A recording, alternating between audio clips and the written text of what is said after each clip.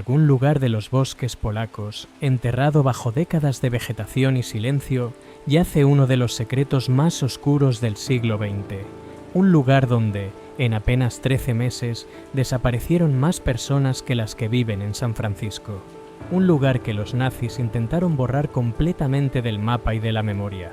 Un lugar donde un pequeño grupo de prisioneros logró lo imposible: rebelarse contra una máquina de muerte perfectamente diseñada. Esta es la historia de Treblinka. El tren avanza lentamente por las vías polacas. Es julio de 1942, pleno verano, y el calor dentro de los vagones de ganado es insoportable. Más de 60 personas están apiñadas en cada vagón, sin agua, sin comida, sin aire suficiente para respirar. Muchos ya han muerto durante el viaje desde Varsovia. Los supervivientes no lo saben, pero les quedan menos de 3 horas de vida. Cuando el convoy finalmente se detiene, los pasajeros escuchan voces en alemán gritando órdenes. Las puertas se abren violentamente y la luz del sol ciega momentáneamente a quienes han estado en la oscuridad durante horas. ¡Rápido, rápido!, gritan los guardias mientras golpean con las culatas de sus rifles a quienes no bajan con suficiente velocidad. En la plataforma, un letrero dice Treblinka.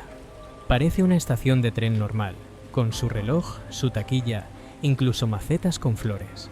Todo es mentira. Lo que estos deportados no pueden ver es que detrás de esa fachada cuidadosamente construida se esconde la operación de exterminio más eficiente que el mundo haya conocido. En las próximas 2 horas, todos ellos estarán muertos, sus cuerpos quemados, sus cenizas dispersas al viento, y el tren volverá vacío a Varsovia para recoger más víctimas. Para entender cómo fue posible que un lugar así existiera, necesitamos retroceder al momento en que la locura genocida nazi alcanzó su punto máximo de industrialización. Necesitamos entender cómo un grupo de burócratas, ingenieros y administradores crearon una fábrica cuyo único producto era la muerte. La historia de Treblinka no comienza en 1942, sino un año antes, en noviembre de 1941. La Wehrmacht había penetrado profundamente en territorio soviético, y Polonia llevaba más de 2 años bajo ocupación nazi. En los bosques al noreste de Varsovia, cerca del pequeño pueblo de Małkinia, las SS identificaron un lugar ideal para sus propósitos. Había una cantera de grava que un empresario polaco había explotado antes de la guerra.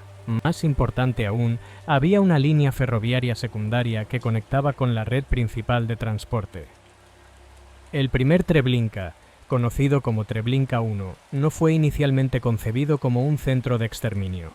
Era un campo de trabajo forzado, donde prisioneros polacos y judíos extraían grava para la construcción de carreteras que el ejército alemán necesitaba desesperadamente para su avance hacia el este. Las condiciones eran brutales: jornadas de 12 horas bajo el sol abrasador del verano o las temperaturas gélidas del invierno, raciones de hambre, castigos salvajes por la menor infracción. El comandante inicial fue Theodor van Eupen, un abogado de Düsseldorf que había encontrado su verdadera vocación en la administración del terror. Bajo su mando, el campo funcionaba con una eficiencia despiadada. Los prisioneros que no podían mantener el ritmo de trabajo eran ejecutados sumariamente. Los intentos de escape se castigaban con ahorcamientos públicos. Las enfermedades se extendían sin control por los barracones superpoblados. Pero mientras Treblinka Pimile continuaba su rutina diaria de trabajo y muerte, a apenas 1,5 kilómetros de distancia, algo mucho más siniestro estaba tomando forma. En diciembre de 1941, en una villa en Wannsee, un suburbio de Berlín, 15 funcionarios nazis de alto rango se reunieron para coordinar lo que llamaron la solución final al problema judío. La reunión duró apenas 90 minutos. En ese tiempo, sellaron el destino de millones de personas. Reinhard Heydrich, jefe de la Oficina Central de Seguridad del Reich, presidió la conferencia. Los participantes discutieron con la frialdad de contadores, revisando libros de cuentas. Hablaron de transportes, capacidades, logística. Adolf Eichmann, el burócrata encargado de los aspectos técnicos de las deportaciones, tomaba notas meticulosamente. Se acordó que los judíos del gobierno general de Polonia serían los primeros en ser evacuados hacia el este, un eufemismo para el exterminio masivo. La Operación Reinhardt, nombrada así en honor a Heydrich después de su asesinato en Praga, fue el plan resultante. Bajo la supervisión de Odilo Globoknik, jefe de las SS y la policía en el distrito de Lublin, se construirían 3 campos dedicados exclusivamente al exterminio: Belzec, Sobibor y Treblinka. No habría pretensiones de trabajo, no habría selecciones. Todos los que llegaran morirían. La construcción de Treblinka II comenzó en junio de 1942. Los trabajadores, muchos de ellos prisioneros judíos de campos cercanos que serían asesinados al completar su labor, trabajaron día y noche. Richard Glassar, uno de los pocos supervivientes, describiría años después cómo los nazis habían perfeccionado cada detalle. No era un campo, diría. Era una trampa mortal diseñada para parecer inofensiva hasta el último segundo. El diseño era ingenioso en su simplicidad malévola. El área total cubría apenas 17 hectáreas, del tamaño de unos pocos campos de fútbol, pero cada metro cuadrado había sido planificado para maximizar la eficiencia del asesinato. Los arquitectos, veteranos del programa de eutanasia T4, donde habían aprendido a matar con gas, aplicaron sus conocimientos a una escala industrial. La primera zona que encontraban los deportados era el área de recepción. Aquí es donde la ilusión era más elaborada. No solo había una falsa estación de tren, sino también letreros indicando conexiones a otros destinos, una sala de espera, incluso un reloj pintado permanentemente a las 3. Todo diseñado para mantener la calma, para evitar el pánico que dificultaría el proceso. Samuel Willenberg, que sobrevivió al levantamiento de 1943, recordaba su llegada. Cuando las puertas se abrieron, vimos lo que parecía ser una estación normal. Había música sonando por altavoces. Un oficial de las SS nos dijo que íbamos a ser desinfectados y luego asignados a trabajos. Algunos de nosotros incluso sintieron alivio. Habíamos temido algo peor durante el viaje. La separación de hombres y mujeres se hacía inmediatamente. A los ancianos, enfermos y niños muy pequeños se les decía que serían llevados a una enfermería especial, el Lazaret. En realidad, era una fosa de ejecución camuflada con una bandera de la Cruz Roja. Allí, un SS llamado August Miete, conocido entre los prisioneros como el Ángel de la Muerte de Treblinka, disparaba personalmente a cada víctima en la nuca. Mientras tanto, a los demás se les ordenaba desnudarse para la desinfección. Los nazis habían aprendido que mantener el engaño hasta el último momento era crucial. Carteles en varios idiomas indicaban que debían atar sus zapatos juntos y recordar dónde dejaban su ropa para recuperarla después. Había incluso fichas numeradas para los supuestos vestuarios. El siguiente paso era el corte de pelo para las mujeres. Equipos de peluqueros trabajaban rápidamente, cortando el cabello que luego sería empaquetado y enviado a Alemania para rellenar colchones y hacer fieltro. Abraham Bomba, uno de estos peluqueros forzados, testimoniaría décadas después. Teníamos que trabajar rápido, muy rápido. No podíamos hablar con las mujeres, no podíamos consolarlas cuando lloraban. Si reconocías a alguien de tu pueblo, a una vecina, a una prima, tenías que actuar como si fuera una extraña. Una palabra de compasión y los guardias te mataban. Una vez desnudos y rapados, los prisioneros eran conducidos hacia lo que los nazis llamaban cínicamente el Himmelfahrtstrasse, o Camino al Cielo. Este corredor, de unos 100 metros de largo y 2 de ancho, estaba flanqueado por altas vallas cubiertas con ramas de pino para bloquear la vista. No había vuelta atrás. Los guardias con látigos y perros empujaban a la masa humana hacia adelante. Al final del corredor estaban las cámaras de gas. Las primeras 3 cámaras, construidas apresuradamente, tenían una capacidad combinada de unas 600 personas, pero pronto resultaron insuficientes. En agosto de 1942, bajo la supervisión del SS Hauptscharführer Lorenz Hackenholt, se construyó un nuevo edificio con 10 cámaras. La capacidad total aumentó a 3.000 personas por ciclo de gasificación. Las cámaras estaban diseñadas para parecer duchas. Había incluso grifos falsos y desagües pintados en el suelo. Cuando las puertas se cerraban herméticamente, comenzaba el verdadero horror. En una sala adyacente, enormes motores diésel, probablemente extraídos de tanques soviéticos capturados, rugían a la vida. El monóxido de carbono era bombeado a través de tuberías hacia las cámaras selladas. Kurt Gerstein, Un oficial de las SS que intentó alertar al mundo sobre lo que estaba ocurriendo presenció una gasificación en Belzec usando el mismo método. Su descripción es escalofriante. Se podía escuchar el llanto, los rezos. Después de 25 minutos, el silencio. Cuando abrieron las puertas, los cuerpos estaban tan apretados que permanecían de pie, como columnas de basalto. No había espacio para caer. En Treblinka, el proceso era aún más rápido. Los motores más potentes y las cámaras mejor selladas reducían el tiempo de muerte a entre 15 y 20 minutos. Jankel Biernik, un carpintero que trabajó en la zona de exterminio, escribió en su testimonio clandestino de 1944. Los gritos duraban unos 10 minutos, luego disminuían gradualmente. Después de 25 minutos, todo estaba en silencio. Entonces comenzaba nuestro trabajo. Los Sonderkommandos, prisioneros judíos forzados a trabajar en el proceso de exterminio, abrían las puertas. El espectáculo que encontraban era indescriptible. Los cuerpos estaban entrelazados, a menudo en una pirámide macabra, donde los más fuertes habían intentado trepar sobre los demás buscando las últimas bolsas de aire cerca del techo. Los niños invariablemente estaban en el fondo, aplastados. Con ganchos de metal, los trabajadores extraían los cuerpos uno por uno. Un equipo especializado, los dentistas, revisaba las bocas buscando dientes de oro. Otro grupo buscaba joyas escondidas en los orificios corporales. Todo valor debía ser extraído antes de la disposición final. Inicialmente los cuerpos eran arrojados a enormes fosas comunes. Excavadoras operadas por prisioneros ucranianos cavaban zanjas de hasta 100 metros de largo y 10 de profundidad. Pero pronto surgieron problemas. Los cuerpos en descomposición contaminaban el agua subterránea. El hedor era insoportable incluso para los perpetradores. Y lo más preocupante para los nazis, las fosas eran evidencia permanente de sus crímenes.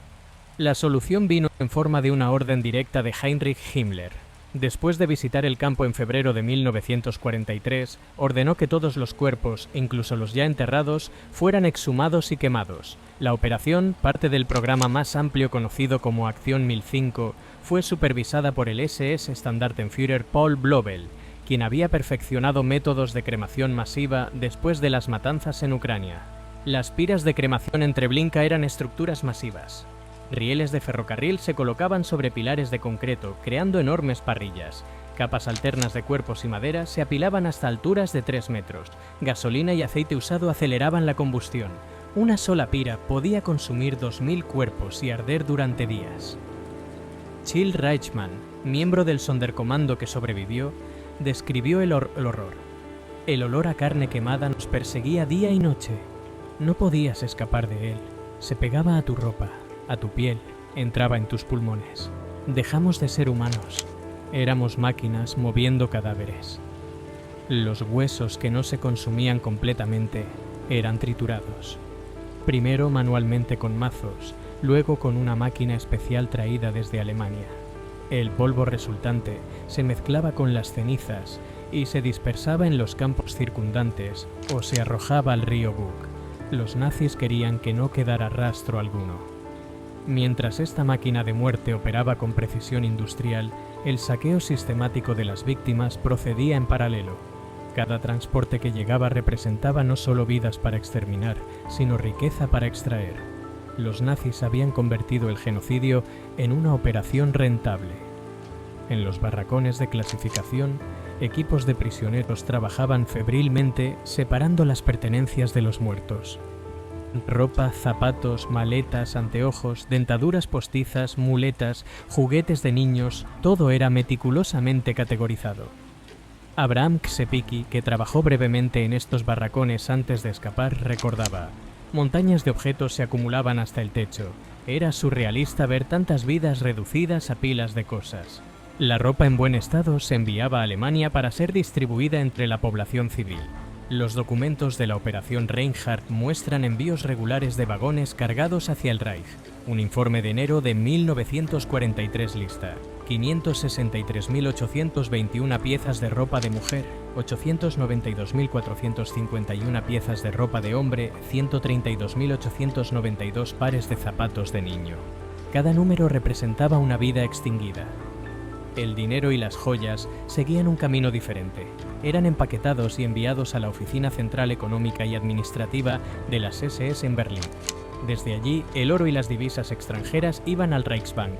Un memorando del banco fechado en 1943 menciona entregas regulares de material dental, sin especificar su origen. Los banqueros sabían, pero preferían no preguntar. Incluso el cabello humano tenía valor. Después de ser desinfectado y empaquetado en sacos, se vendía a empresas alemanas por 50 pfennigs el kilogramo. Se usaba para hacer fieltro, rellenar colchones, fabricar cuerdas.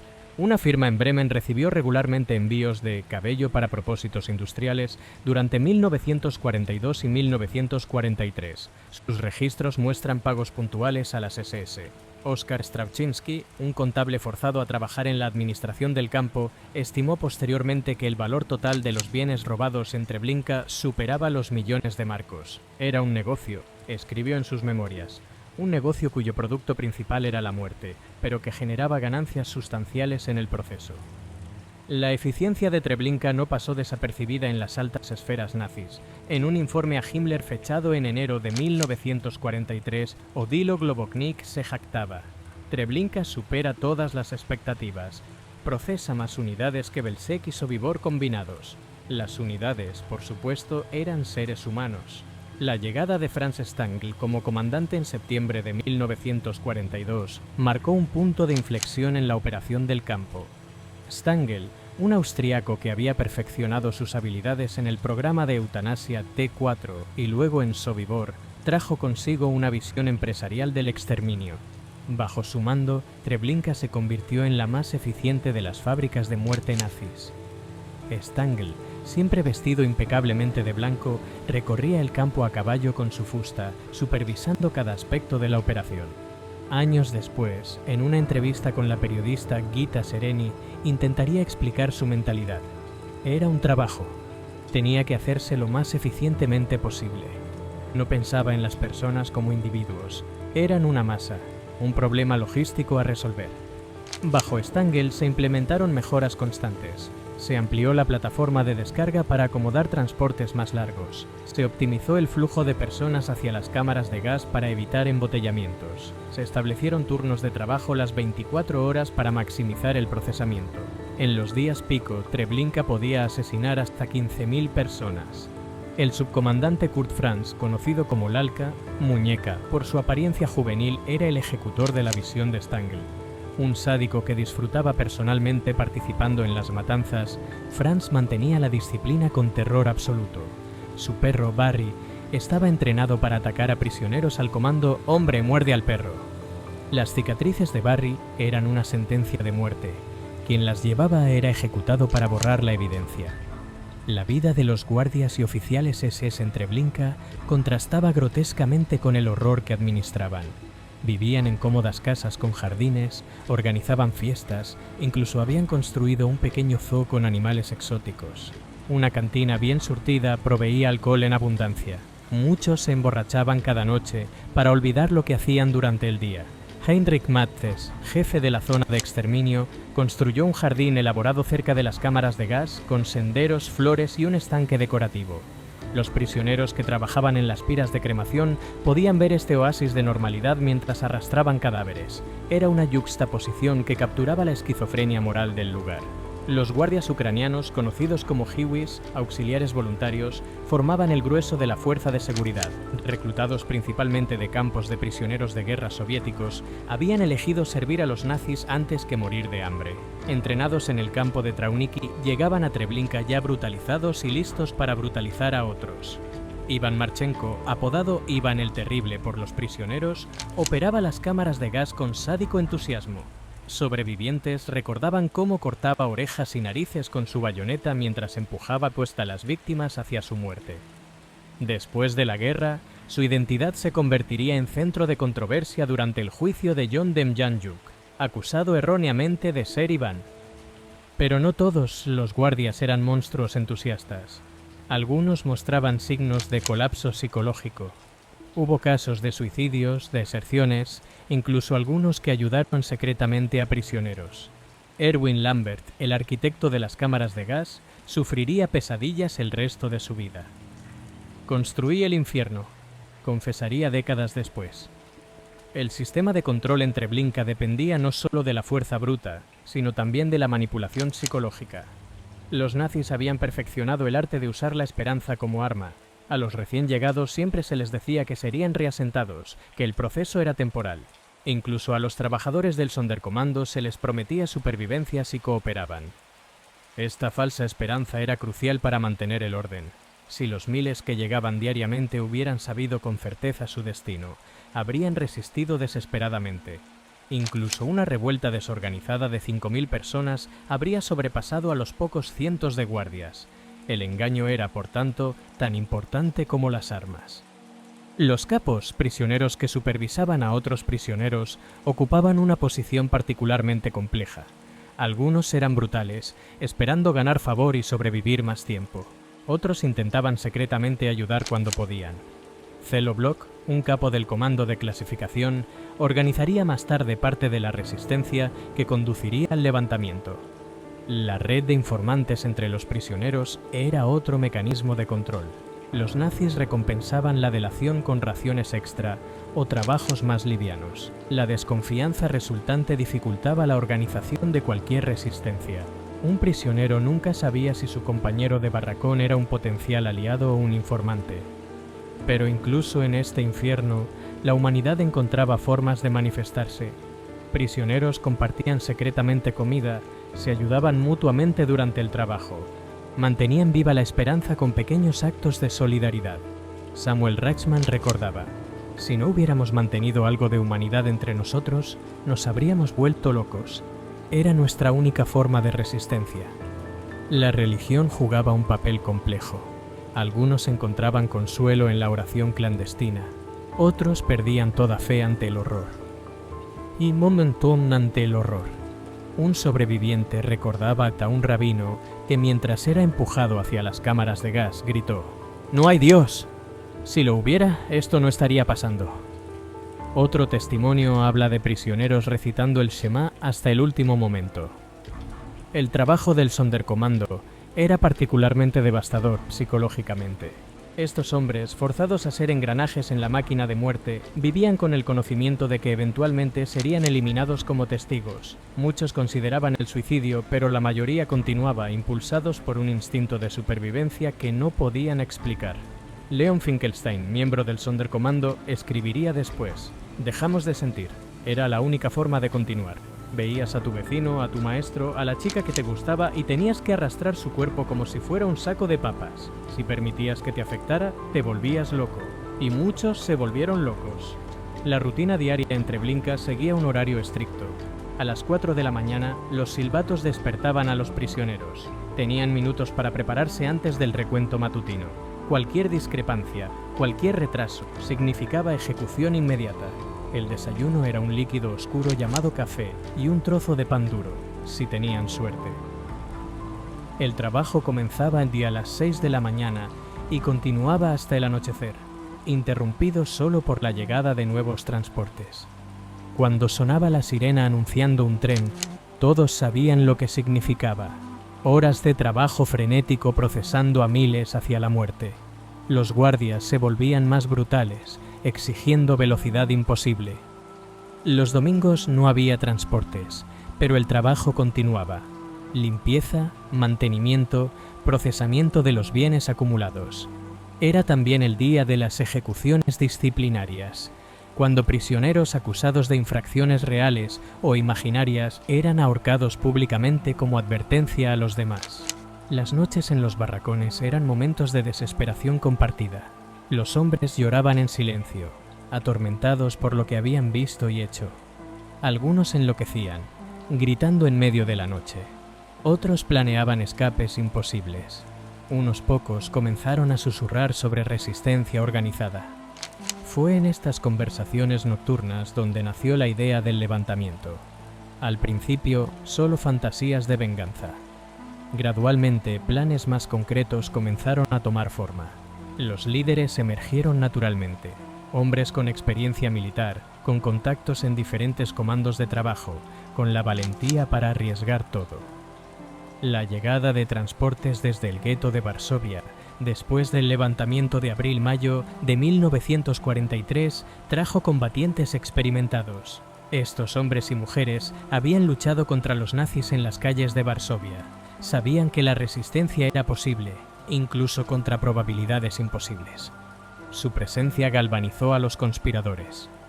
El plan tomó meses en desarrollarse. Cada elemento debía ser cuidadosamente considerado. Cómo obtener armas, cuándo atacar, cómo coordinar entre comandos que raramente se comunicaban. El menor error significaría no solo el fracaso, sino la tortura y muerte de todos los involucrados. Un momento crucial llegó cuando Eugen Turovsky, un cerrajero, logró hacer una impresión en cera de la llave del arsenal. Durante semanas, trabajó en secreto para crear un duplicado, limando metal robado de los talleres. Cuando finalmente la llave estuvo lista, los conspiradores supieron que tenían una oportunidad real. Pero el tiempo se agotaba. Los transportes disminuían. Rumores circulaban de que Belzec ya había sido desmantelado, sus últimos trabajadores ejecutados. Los prisioneros de Treblinka sabían que su turno llegaría pronto. Era ahora o nunca. La fecha se fijó. 2 de agosto de 1943. Un lunes, cuando menos guardias estarían presentes. Se distribuyeron discretamente cuchillos, hachas, cualquier cosa que pudiera servir como arma. Se prepararon bombas incendiarias improvisadas con combustible robado. Cada hombre conocía su papel. La mañana del 2 de agosto amaneció calurosa y húmeda. Los prisioneros realizaron sus tareas habituales, pero la tensión era palpable.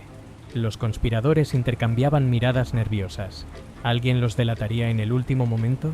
¿Habrían detectado algo los guardias? A las 3:30 de la tarde, según el plan, los encargados de la distribución de agua comenzaron sus rondas. Pero el agua en sus cubos había sido reemplazada con gasolina. Mientras recorrían el campo, rociaban discretamente los edificios de madera. Todo estaba listo. Entonces, desastre. Un guardia ucraniano llamado Kutner descubrió dinero escondido en el comando de clasificación.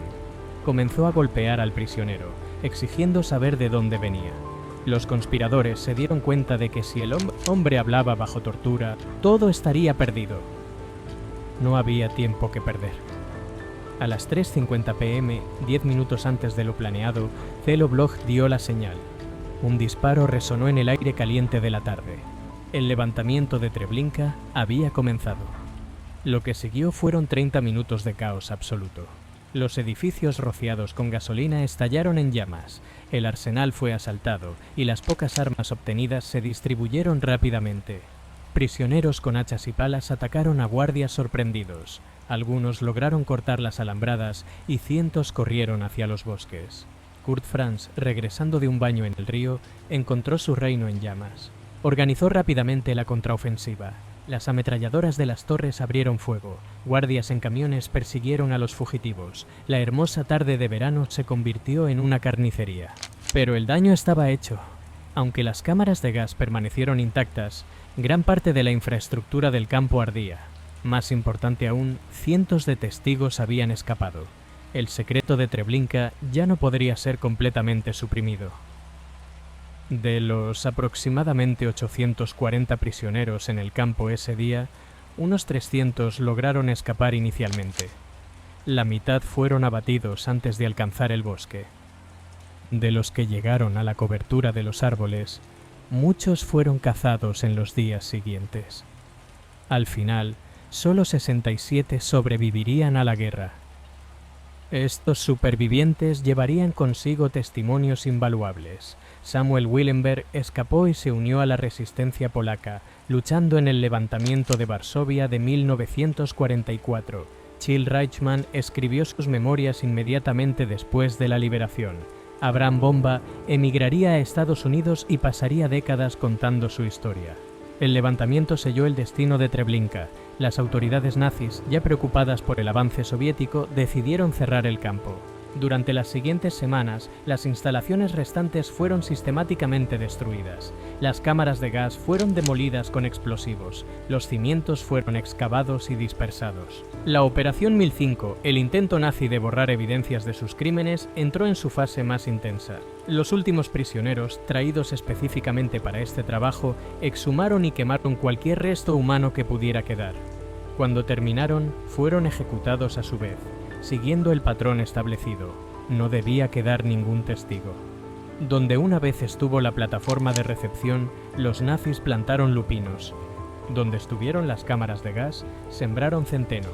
Construyeron una granja y trajeron a un agricultor ucraniano llamado Strebel para vivir allí, con instrucciones de decir a cualquiera que preguntara que siempre había sido tierra de cultivo. Pero la tierra tiene memoria. Cuando las lluvias de primavera llegaron en 1944, fragmentos de huesos comenzaron a emerger del suelo. Los campesinos locales encontraban dientes, pedazos de cráneos, pequeños huesos que claramente pertenecían a niños. El intento de borrar Treblinka había fracasado. El 23 de julio de 1944, exactamente 2 años después de que llegara el primer transporte a Treblinka, las vanguardias del Ejército Rojo alcanzaron el área.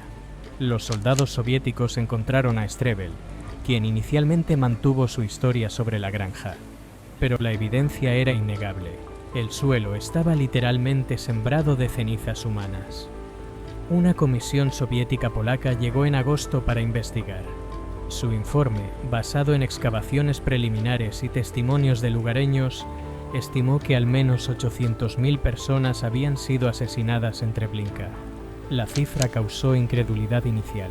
¿Cómo era posible matar a tantos en un espacio tan pequeño? Rachel Auerbach, miembro del grupo Onyx Shabbat que había documentado secretamente la vida en el gueto de Varsovia, visitó Treblinka en noviembre de 1945. Su descripción es haunting.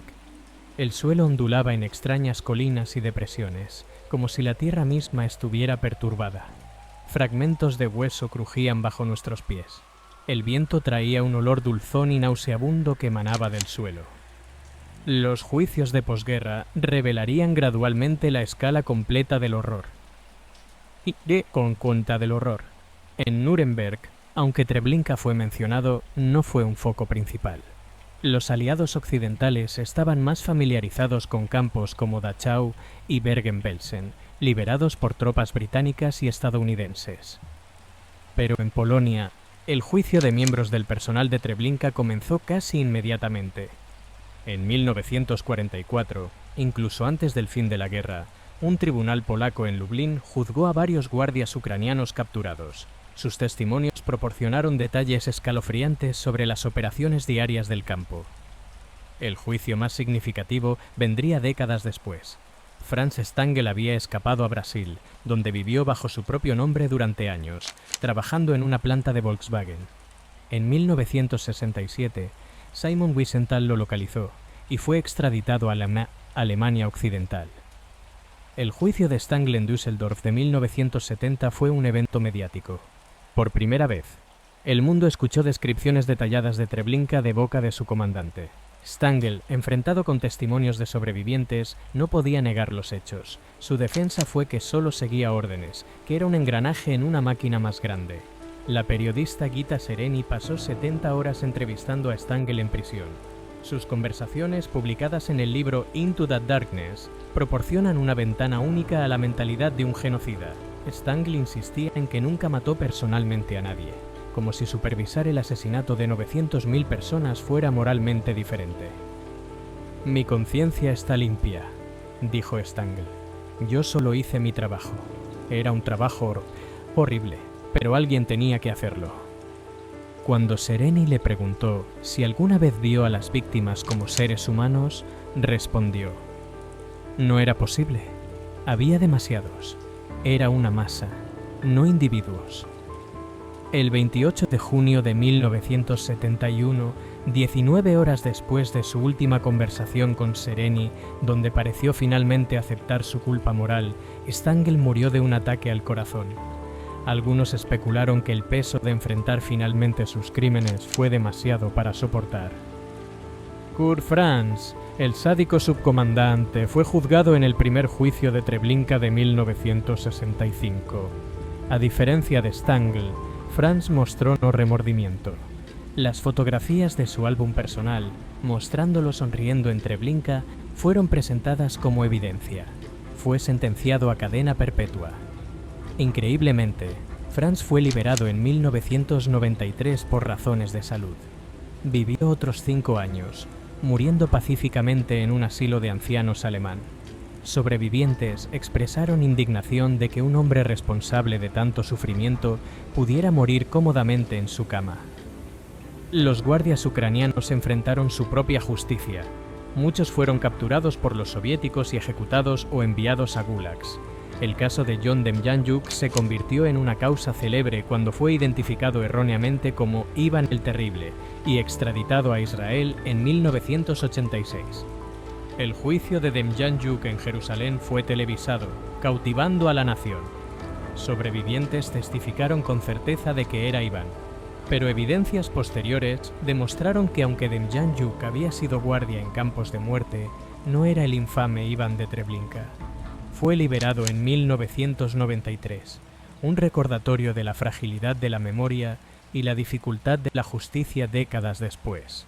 El verdadero Iván Marchenko aparentemente murió en 1945, aunque los detalles siguen siendo oscuros. Como muchos perpetradores, escapó a la justicia terrenal. Este patrón se repetiría. De los miles involucrados en la operación de Treblinka, solo una fracción enfrentó juicio.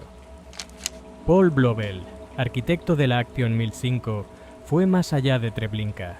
Supervisó la eliminación de evidencias en sitios de matanza por toda Europa Oriental. Capturado en 1945, fue juzgado en el juicio de los Einsatzgruppen. Su testimonio reveló la escala de intento nazi de borrar sus crímenes. Recibí órdenes de Gruppenführer Müller, testificó Blobel, de borrar todos los rastros de las ejecuciones masivas. Desarrollé métodos eficientes de cremación. Usamos entre 30 y 40 metros cúbicos de madera para 100 cuerpos. Su tono clínico al describir la incineración de cientos de miles chocó incluso a los jueces endurecidos. Blobel fue sentenciado a muerte y colgado en 1951. Hasta el final, insistió en que solo era un soldado cumpliendo órdenes. No mostró remordimiento por su papel en intentar borrar la memoria de casi 1 millón de personas. Los pocos sobrevivientes de Treblinka enfrentaron sus propios desafíos después de la guerra. Muchos lucharon con culpa del sobreviviente. ¿Por qué habían vivido cuando tantos murieron? ¿Habían hecho compromisos morales para sobrevivir que ahora los atormentaban? Samuel Willenberg se convirtió en escultor, creando obras que intentaban capturar el horror de Treblinka. Sus esculturas de bronce, mostrando figuras retorcidas en agonía, son testimonios visuales de lo indescriptible. El arte es mi forma de recordar, dijo, y recordar es mi forma de resistir, incluso ahora. Jill Reichman escribió compulsivamente, produciendo uno de los testimonios más detallados de la vida en el Sonderkommando. Su manuscrito, escondido durante décadas, fue finalmente publicado como The Last Jew of Treblinka. Es lectura insoportable, pero esencial. Abraham Bomba se convirtió en barbero en Nueva York, una profesión que debe haberle traído recuerdos diarios de cortar cabello en Treblinka. En la película Shoah de Claude Lanzmann, Bomba intenta describir su trabajo en el campo, pero se quiebra, incapaz de continuar. Es uno de los momentos más poderosos jamás capturados sobre el trauma del Holocausto. Jankel Wiernik, el carpintero, escribió su testimonio mientras aún estaba escondido en Varsovia en 1944. Un año en Treblinka fue sacado clandestinamente de Polonia y publicado en el extranjero, una de las primeras descripciones detalladas del campo. Wiernik sobrevivió a la guerra y testificó en el juicio de Eichmann en 1961. Richard Glassar escapó a Checoslovaquia, donde vivió bajo identidad falsa hasta la liberación. Después de la guerra, emigró a Suiza.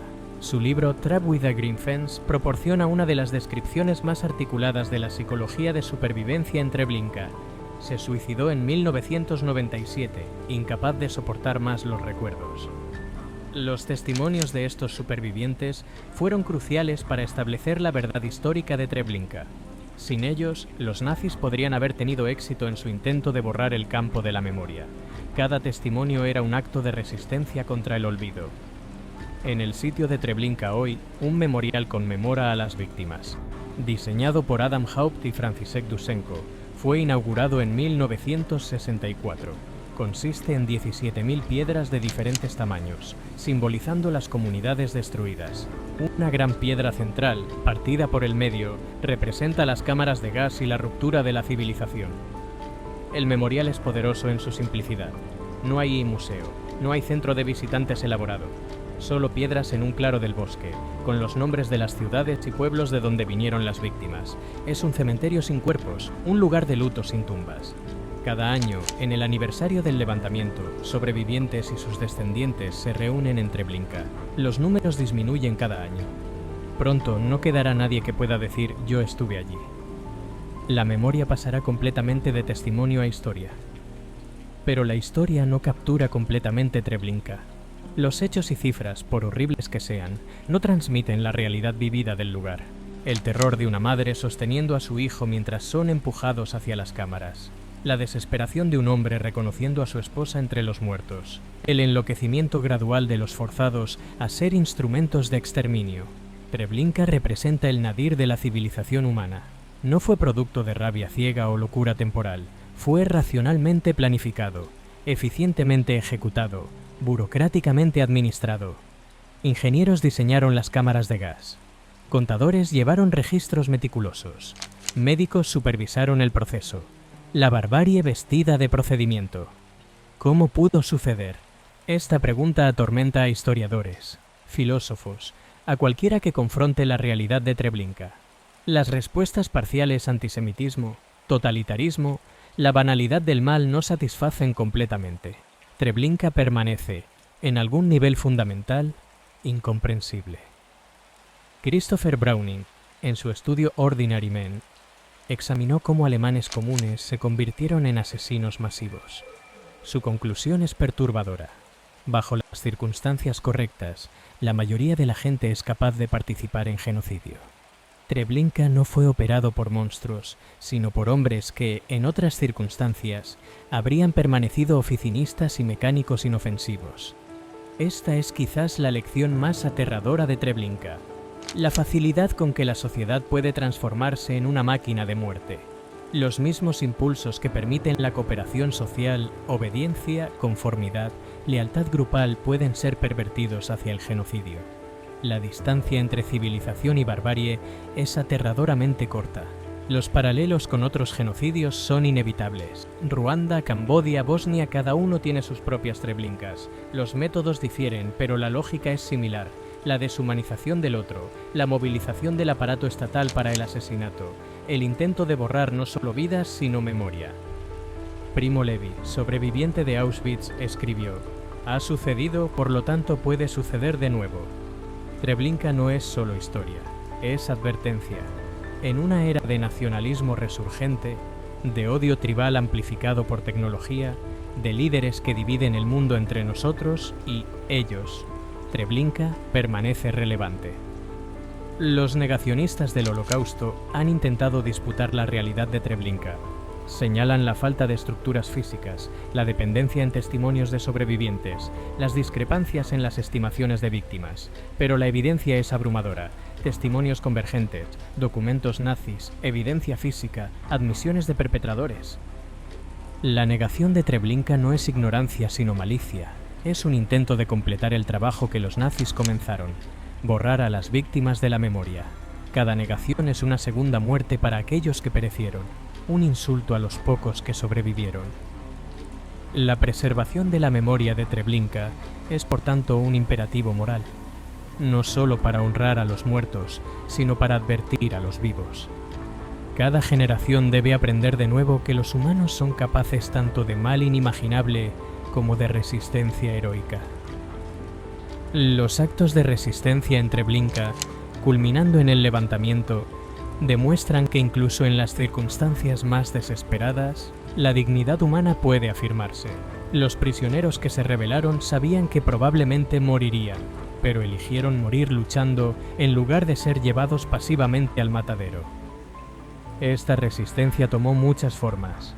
El prisionero que compartió su último pedazo de pan, el trabajador que susurró una oración prohibida, el hombre que se negó a golpear a otro prisionero incluso bajo amenaza de muerte. Cada acto de humanidad era una victoria contra los nazis, que buscaban reducir a sus víctimas a menos que humanos. Los niños de Treblinka merecen remembranza especial. Decenas de miles fueron asesinados, muchos separados de sus padres en los últimos momentos. Testimonios hablan de niños llamando a sus madres en las cámaras de gas, de infantes arrojados vivos a las fosas de cremación. La mente se rebela contra tales imágenes, pero olvidarlas sería traicionar su memoria. Janusz Korczak, el famoso pediatra y educador, fue asesinado en Treblinka junto con los 192 huérfanos bajo su cuidado. Rechazó ofertas de escape, eligiendo acompañar a sus niños hasta el final.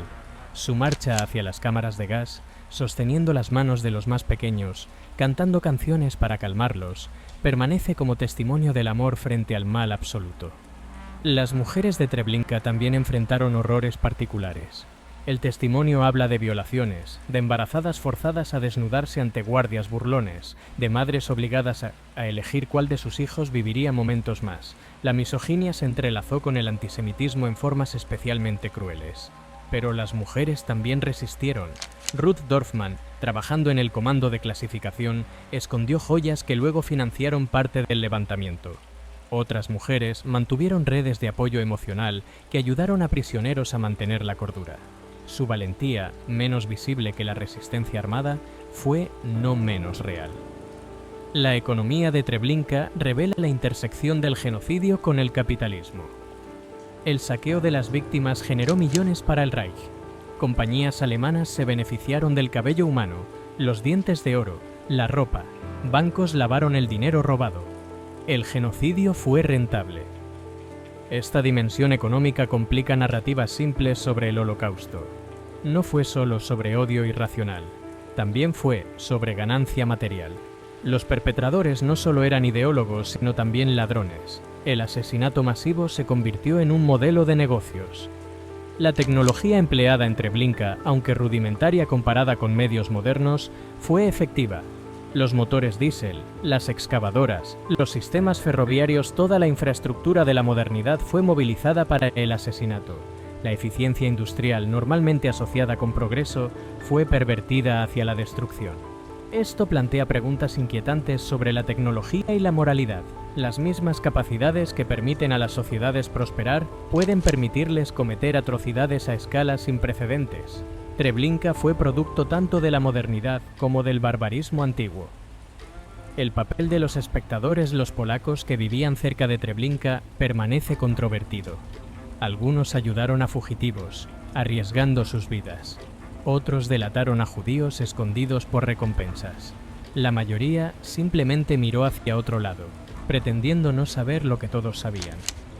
Jan Karski, el emisario polaco que intentó alertar al mundo sobre el Holocausto, visitó el área de Treblinka. Su informe a los aliados fue recibido con incredulidad. La escala del asesinato parecía imposible. Esta incredulidad permitió que el asesinato continuara sin impedimentos. Los aldeanos locales recuerdan el periodo con una mezcla de vergüenza y defensividad. ¿Qué podríamos hacer?, preguntan. ¿Los alemanes nos habrían matado también? Pero testimonios hablan de polacos que saquearon pertenencias judías, que comerciaron vodka por objetos de valor con guardias ucranianos, que se beneficiaron del genocidio. La complicidad pasiva de millones hizo posible el Holocausto. Treblinka no podría haber operado sin la aquiescencia de innumerables individuos que eligieron no ver, no saber, no actuar. Esta es una lección incómoda pero esencial. El genocidio requiere no solo perpetradores, sino también espectadores.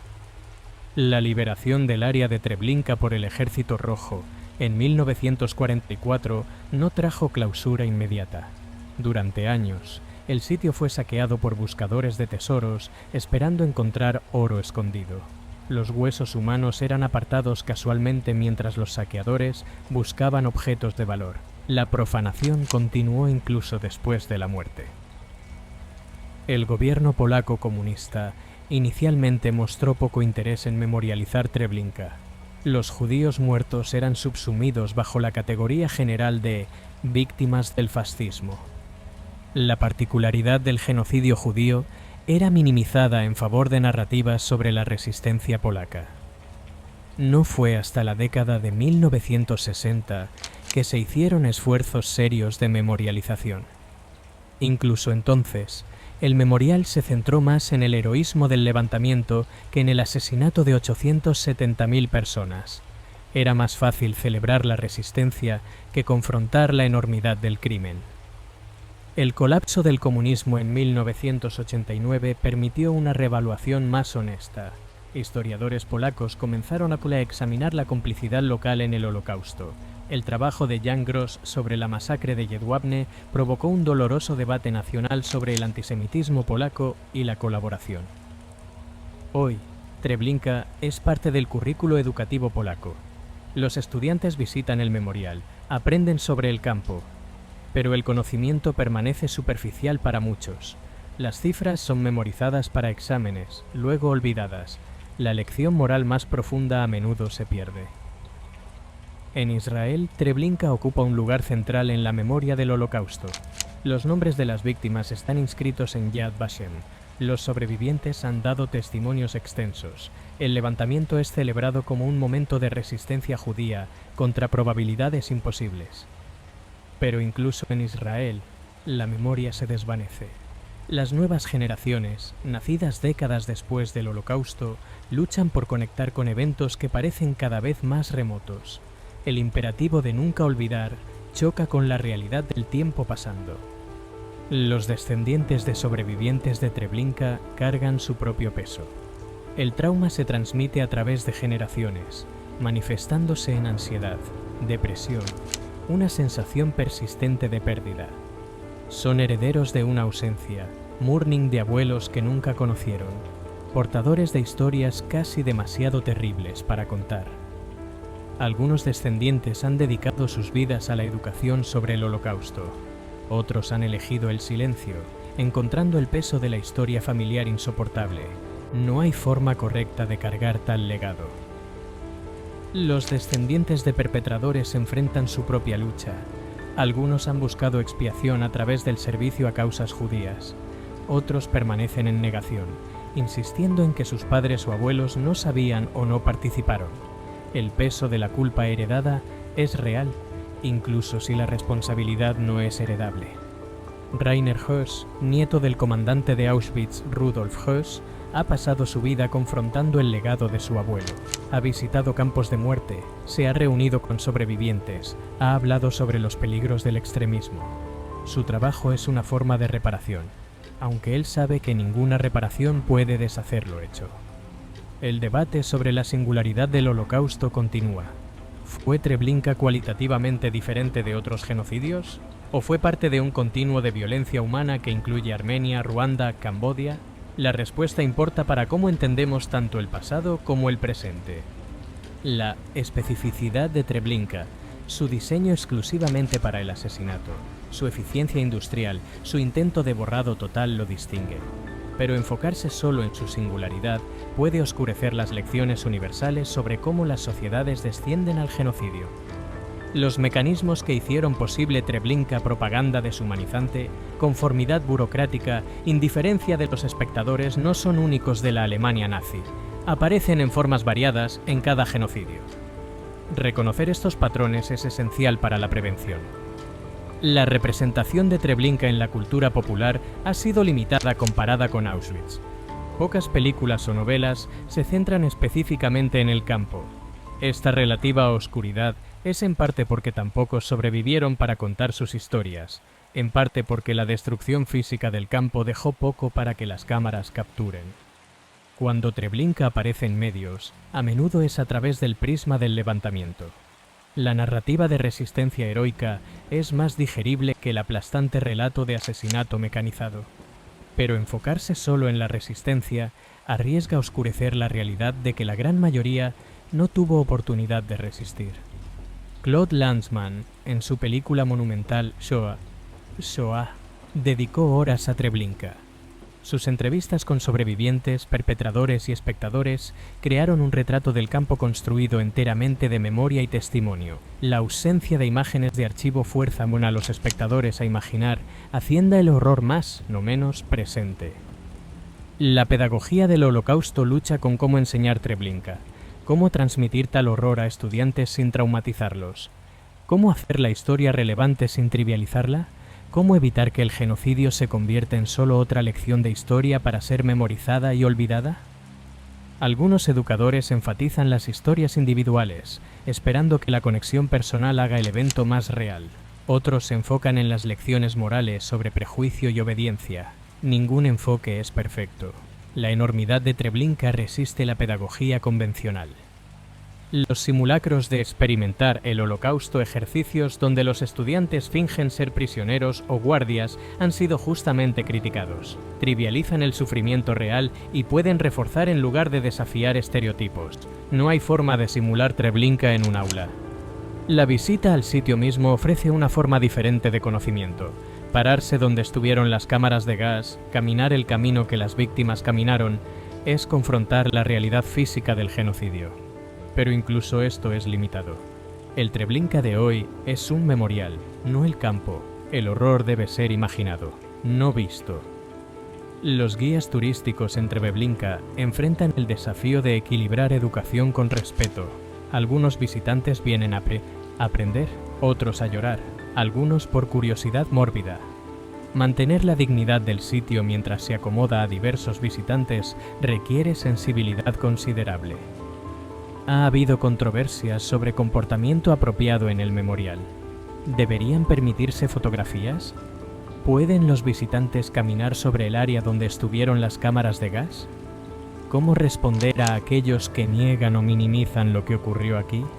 No hay respuestas fáciles. El cambio climático amenaza el sitio físico. El aumento de lluvias erosiona el suelo, potencialmente perturbando restos humanos aún enterrados. Los árboles plantados como parte del memorial envejecen y mueren. Mantener el sitio requiere intervención constante, una ironía, dado el intento nazi de dejar que la naturaleza ocultara sus crímenes. Los arqueólogos continúan descubriendo evidencia en Treblinka. Excavaciones recientes han revelado los cimientos de las cámaras de gas, confirmando testimonios de sobrevivientes sobre su ubicación y tamaño. Cada descubrimiento refuta a los negacionistas y añade a nuestro conocimiento del campo. Pero la excavación en Treblinka es éticamente compleja. El sitio es un cementerio masivo. La ley judía prohíbe perturbar los muertos. Equilibrar la investigación científica con el respeto religioso requiere negociación cuidadosa. La tecnología moderna ofrece nuevas formas de documentar y enseñar sobre Treblinka. Reconstrucciones virtuales permiten a los visitantes ver el campo como era. Bases de datos digitales preservan testimonios de sobrevivientes. Mapeo satelital revela características del terreno invisibles desde el suelo. Pero la tecnología también facilita la negación del Holocausto. Los negacionistas usan Internet para difundir mentiras sobre Treblinka, manipulando evidencia y acosando a sobrevivientes. Combatir la desinformación requiere vigilancia constante. El envejecimiento y muerte de los últimos sobrevivientes marca una transición crítica. Pronto no habrá testigos vivos de Treblinka. La memoria pasará completamente de testimonio personal a registro histórico. Esta transición es tanto pérdida como responsabilidad. Los proyectos de historia oral corrieron contra el tiempo para grabar testimonios de sobrevivientes. La Fundación Shoah de Steven Spielberg, Yad Vashem, el Museo Memorial del Holocausto de Estados Unidos, todos trabajaron para preservar estas voces. Pero ninguna grabación puede reemplazar completamente la presencia de un testigo vivo. Samuel Willenberg, el último superviviente conocido del levantamiento de Treblinka, murió en 2016 a los 93 años. Con su muerte, se cerró el último vínculo vivo con la rebelión. Sus esculturas, sus palabras grabadas, permanecen, pero su presencia física, su capacidad de mirar a los negacionistas a los ojos y decir «yo estuve allí», se ha ido para siempre. La pregunta de qué hacer con los objetos recuperados de Treblinka permanece sin resolver. Peines, botones, fragmentos de vajilla, cada objeto perteneció a alguien con un nombre, una historia, una familia. ¿Deberían exhibirse estos objetos? ¿Enterrarse? ¿Preservarse para investigación futura? Cada decisión tiene implicaciones éticas. Algunos argumentan que exhibir objetos personales humaniza a las víctimas. Las hace reales de una forma que las estadísticas no pueden. Otros sienten que es otra violación, exponiendo en muerte lo que era privado en vida. el debate refleja tensiones más amplias sobre cómo memorializar el genocidio. Los rituales de conmemoración en Treblinka han evolucionado con el tiempo. Cada 2 de agosto, en el aniversario del levantamiento, se realizan ceremonias. Pero a medida que los sobrevivientes mueren, estas ceremonias se vuelven más formales, menos personales. El luto directo da paso a la conmemoración institucionalizada. Las comunidades judías de todo el mundo mantienen días de recuerdo para ciudades y pueblos específicos destruidos en Treblinka. El calendario judío está punteado con yahrzeit colectivos, aniversarios de destrucción. Cada uno representa una comunidad entera borrada, cientos o miles de historias individuales terminadas abruptamente. Los rabinos han luchado con las implicaciones teológicas de Treblinka. ¿Dónde estaba Dios cuando los niños eran asesinados? ¿Cómo puede la fe sobrevivir a tal mal? Algunos encontraron su fe fortalecida, viendo la supervivencia judía como milagrosa. Otros la perdieron completamente, incapaces de reconciliar la creencia con la realidad del genocidio. Elie Wiesel, aunque sobreviviente de Auschwitz, no de Treblinka, articuló esta lucha. Nunca olvidaré esas llamas que consumieron mi fe para siempre. Sin embargo, continuó comprometiéndose con la tradición judía, encontrando significado no en respuestas, sino en la voluntad de continuar preguntando. El impacto psicológico de Treblinka se extiende más allá de los directamente afectados. Los terapeutas que trabajan con sobrevivientes reportan su propio trauma secundario. Escuchar tales historias, incluso profesionalmente, deja cicatrices. El mal de Treblinka tiene un efecto dominó, tocando a todos los que se acercan a él. Los artistas han luchado por representar Treblinka. ¿Cómo capturar en pintura o escultura algo que desafía la comprensión? Algunos han elegido la abstracción, sintiendo que el realismo traiciona la enormidad. Otros insisten en la representación literal, argumentando que la verdad no debe ser ocultada detrás del arte. La música compuesta en memoria de Treblinka tiende hacia el lamento. El Kadish, la oración judía de duelo, ha sido adaptado innumerables veces, pero algunos sobrevivientes recuerdan que había música en Treblinka, mismo los nazis forzaban a los prisioneros a cantar mientras marchaban, una cruel ironía que hace la música misma sospechosa. La literatura sobre Treblinka enfrenta el desafío de Theodor Adorno. Escribir poesía después de Auschwitz es bárbaro. ¿Cómo puede el lenguaje, especialmente el lenguaje artístico, abordar tal horror sin disminuirlo? Algunos escritores han elegido el silencio. Otros sienten que el silencio es otra victoria para los perpetradores. El trabajo de Rachel Auerbach, quien documentó testimonios de sobrevivientes inmediatamente después de la guerra, permanece invaluable. Su prosa clara y sin adornos deja que los hechos hablen. En Treblinka, escribió, incluso el suelo está enfermo. Su imagen del paisaje mismo como traumatizado captura algo esencial sobre el lugar. Los historiadores continúan debatiendo cifras exactas. ¿Murieron 870.000 o 925.000 en Treblinka? La precisión importa para el registro histórico, pero el debate puede parecer obsceno. ¿Qué diferencia hacen 50.000 cuando cada uno representa una vida única e irreemplazable? Los métodos de conteo en sí son reveladores. Los nazis mantuvieron registros meticulosos de deportaciones, pero no de asesinatos individuales. Las víctimas eran contadas al abordar trenes, no al morir. Esta contabilidad asimétrica refleja la cosificación fundamental. Las personas importaban como unidades de transporte, no como seres humanos. Los intentos de nombrar a todas las víctimas de Treblinka continúan. Yad Vashem ha recolectado cientos de miles de nombres, pero muchos permanecen desconocidos. Familias enteras desaparecieron sin dejar a nadie para recordar sus nombres. Estos desconocidos son quizás las víctimas más trágicas, borrados no solo de la vida, sino de la memoria. El contraste entre el cuidadoso registro de propiedad y el descuido con las identidades humanas es revelador. Los nazis catalogaron meticulosamente cada maleta, cada abrigo, pero arrojaron cuerpos a fosas anónimas. El valor estaba en las cosas, no en las personas. Esta inversión de valores morales era fundamental para el proyecto genocida. Los documentos de transporte que sobreviven son escalofriantes en su banalidad. Horarios de trenes, asignaciones de vagones, cálculos de capacidad, el genocidio reducido a problemas logísticos. Los funcionarios ferroviarios que completaron estos formularios probablemente fueron a casa con sus familias cada noche, cenaron, durmieron pacíficamente. La participación de profesionales ordinarios en el Holocausto sigue siendo perturbadora. Los ingenieros que diseñaron las cámaras de gas tenían títulos universitarios. Los médicos que supervisaron las selecciones habían jurado no hacer daño. Los abogados que redactaron las leyes raciales conocían la justicia. La educación no proporcionó inmunidad contra el mal.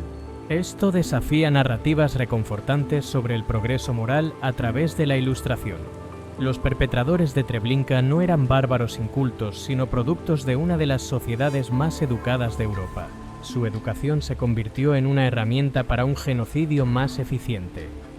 La reconstrucción del proceso de toma de decisiones que condujo a Treblinka revela la banalidad burocrática del mal. Memorandos sobre soluciones, reuniones sobre evacuaciones, eufemismos que permitieron a los participantes distanciarse psicológicamente de las realidades que estaban creando. La conferencia de Wannsee, donde se coordinó la solución final, duró solo 90 minutos. En ese tiempo, sobre café y pastelería, 15 hombres sellaron el destino de millones. El acta de la reunión, preservada porque Adolf Eichmann hizo copias extra, es notable por su tono desapasionado. El genocidio discutido como política administrativa. La velocidad con que se construyó Treblinka, menos de 6 semanas desde el inicio hasta la operación, demuestra la prioridad dada al exterminio. Mientras el ejército alemán luchaba en Stalingrado, recursos escasos se desviaron para construir cámaras de gas. El asesinato de judíos era más importante que ganar la guerra. Esta priorización revela la centralidad del antisemitismo en la ideología nazi. No era periférico sino fundamental. Incluso cuando la derrota se acercaba, los trenes continuaron rodando hacia Treblinka. El último transporte llegó solo días antes de que el campo cerrara, cuando el Ejército Rojo ya estaba avanzando por Polonia. Los dilemas morales enfrentados por los consejos judíos Judenräte que organizaron las deportaciones siguen siendo controvertidos. ¿Fueron colaboradores o víctimas? ¿Podrían haber resistido más efectivamente? Adam Cherniakov, jefe del Consejo del Gueto de Varsovia, se suicidó en lugar de firmar órdenes de deportación. Otros continuaron, esperando salvar a Hanukkah para algunos, sacrificando a muchos. Estos dilemas desafían juicios morales simples. En condiciones de opresión extrema, todas las opciones pueden ser malas. Los consejos operaban bajo amenaza de muerte, con información limitada, enfrentando opciones imposibles. Juzgarlos desde la seguridad de la retrospectiva puede ser injusto. Sin embargo, algunos miembros del Consejo claramente abusaron de su posición, salvándose a sí mismos y a sus familias mientras enviaban a otros a la muerte. La policía judía del gueto, que ayudó en las redadas, enfrenta particular oprobio. Su participación facilitó las deportaciones, aunque ellos también terminarían en Treblinka. La cuestión de la resistencia, ¿por qué más personas no lucharon?, persiste. La respuesta implica múltiples factores: el engaño sobre el destino, el agotamiento por hambre y enfermedad, la amenaza de represalias colectivas, la ausencia de armas, la esperanza persistente de que de alguna manera sobrevivirían. El levantamiento del gueto de Varsovia, en abril de 1943, demostró que la resistencia era posible, pero para entonces la mayoría de los judíos de Varsovia ya habían sido asesinados en Treblinka. La resistencia vino demasiado tarde para salvar a la mayoría. Los pocos cientos que lucharon lo hicieron sabiendo que era un gesto de desafío, no un camino hacia la supervivencia. Los combatientes del gueto que fueron deportados a Treblinka después del levantamiento trajeron consigo experiencia militar y determinación. Su llegada cambió la dinámica en el campo, proporcionando el catalizador para el levantamiento de agosto. La resistencia en un lugar inspiró resistencia en otro. El papel de la información en permitir o prevenir el genocidio es crítico. La mayoría de las víctimas de Treblinka no sabían lo que les esperaba. Los rumores circulaban, pero muchos no podían creer que el asesinato sistemático fuera posible. La incredulidad fue un aliado del genocidio. Jan Karski y otros trataron de alertar al mundo, pero sus informes fueron recibidos con escepticismo. Los líderes aliados, enfocados en ganar la guerra, vieron el Holocausto como una distracción. Algunos dudaban de los informes, otros simplemente no les importaba. La indiferencia internacional permitió que Treblinka operara sin impedimentos. Incluso cuando la evidencia se volvió innegable, la respuesta fue mínima. No hubo bombardeos de las líneas ferroviarias hacia Treblinka, no hubo operaciones de rescate, no hubo amenazas específicas de retribución de posguerra por el genocidio. La comunidad internacional falló a las víctimas de Treblinka. Esta falla tiene implicaciones contemporáneas. Los genocidios desde el Holocausto han sido igualmente encontrados con respuestas tardías e inadecuadas. Nunca más se ha convertido en una y otra vez. Las lecciones de Treblinka sobre la intervención temprana siguen sin aprenderse. El uso de eufemismos por los nazis, solución final, tratamiento especial, reasentamiento, permitió a los participantes y espectadores evitar confrontar la realidad de sus acciones. El lenguaje se convirtió en cómplice del genocidio, ocultando el asesinato detrás de la abstracción burocrática. Este abuso del lenguaje tiene paralelos contemporáneos. Cuando los refugiados se convierten en ilegales, cuando las minorías son infestaciones, cuando la violencia se disfraza de mantenimiento de la orden, vemos ecos de los mecanismos lingüísticos que hicieron posible Treblinka. La deshumanización de las víctimas fue sistemática. Los nazis los llamaban piezas, carga, material. Esta cosificación lingüística facilitó el asesinato psicológicamente. Es más fácil procesar unidades que asesinar personas. El lenguaje dio forma a la percepción. La percepción permitió la acción. Los sobrevivientes a menudo luchan con el lenguaje para describir sus experiencias. Las palabras ordinarias parecen inadecuadas. ¿Cómo decir hambre cuando significa algo más allá de saltarse comidas? ¿Cómo decir miedo cuando significa terror existencial constante? El lenguaje mismo fue traumatizado por Treblinka. Primo Levi escribió sobre la zona gris, el espacio moral ambiguo donde las víctimas se convierten en cómplices de su propia destrucción. Los Sonderkommandos de Treblinka habitaban esta zona, facilitando el asesinato para sobrevivir momentáneamente. Su situación desafía categorías morales simples. ¿Pueden ser juzgados aquellos que eligieron la supervivencia temporal sobre la muerte inmediata? Los sobrevivientes están divididos. Algunos sienten culpa aplastante por lo que hicieron para vivir. Otros insisten en que la responsabilidad recae únicamente en los perpetradores. No hay consenso moral, solo el reconocimiento de que las condiciones extremas crean dilemas morales extremos. El contraste entre la normalidad superficial de la vida de los perpetradores y la enormidad de sus crímenes sigue siendo desconcertante. Franz Stangl amaba a su esposa e hijas. Kurt Franz tenía un álbum de fotos mostrando su hermoso tiempo en Treblinka. ¿Cómo reconciliar el asesino masivo con el hombre de familia? Hannah Arendt escribió sobre la banalidad del mal, observando a Adolf Eichmann. Los perpetradores de Treblinka encarnaban esta banalidad hombres ordinarios, que se convirtieron en genocidas no por convicción fanática, sino por conformidad, ambición, inercia. El mal vestido de normalidad es quizás más aterrador que el mal abiertamente monstruoso. Sin embargo, algunos historiadores desafían la tesis de la banalidad. Christopher Browning y otros argumentan que muchos perpetradores eran antisemitas comprometidos que creían en lo que hacían. La ideología importaba. No eran solo engranajes en una máquina, sino participantes voluntarios en el genocidio. El debate importa para entender cómo prevenir futuros genocidios. Si el mal es banal, entonces cualquiera es capaz de él bajo las circunstancias correctas. Si el mal requiere ideología, entonces combatir el extremismo ideológico es clave. Probablemente ambas perspectivas contienen verdad. Los mecanismos psicológicos que permitieron a los perpetradores funcionar incluían la compartimentación, la desensibilización y la racionalización. Se convencieron de que estaban sirviendo a un bien mayor, que sus víctimas eran menos que humanas, que seguir órdenes absolvía la responsabilidad individual. Estas defensas psicológicas permitieron que hombres ordinarios cometieran actos extraordinariamente malvados. La investigación de posguerra sobre la psicología del genocidio, inspirada en parte por Treblinka y otros campos, reveló la facilidad con que las personas pueden ser llevadas a dañar a otros, Los experimentos de Milgram sobre obediencia, los estudios de Zimbardo sobre roles, muestran cuán frágiles son las barreras morales bajo presión social. Pero Treblinka también demuestra la capacidad de resistencia moral. Los prisioneros que compartieron comida cuando ellos mismos estaban muriendo de hambre. Los trabajadores que arriesgaron la muerte para advertir a otros. Los que se levantaron sabiendo que fracasarían. Incluso en las condiciones más extremas, algunas personas mantuvieron su humanidad. Esta capacidad dual para el mal extremo y el bien extremo define la condición humana. Treblinka representa a ambos. La profundidad de la depravación a la que los humanos pueden hundirse y las alturas del coraje al que pueden elevarse.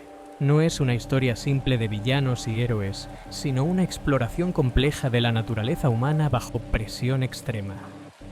La geografía de Treblinka era tanto física como psicológica.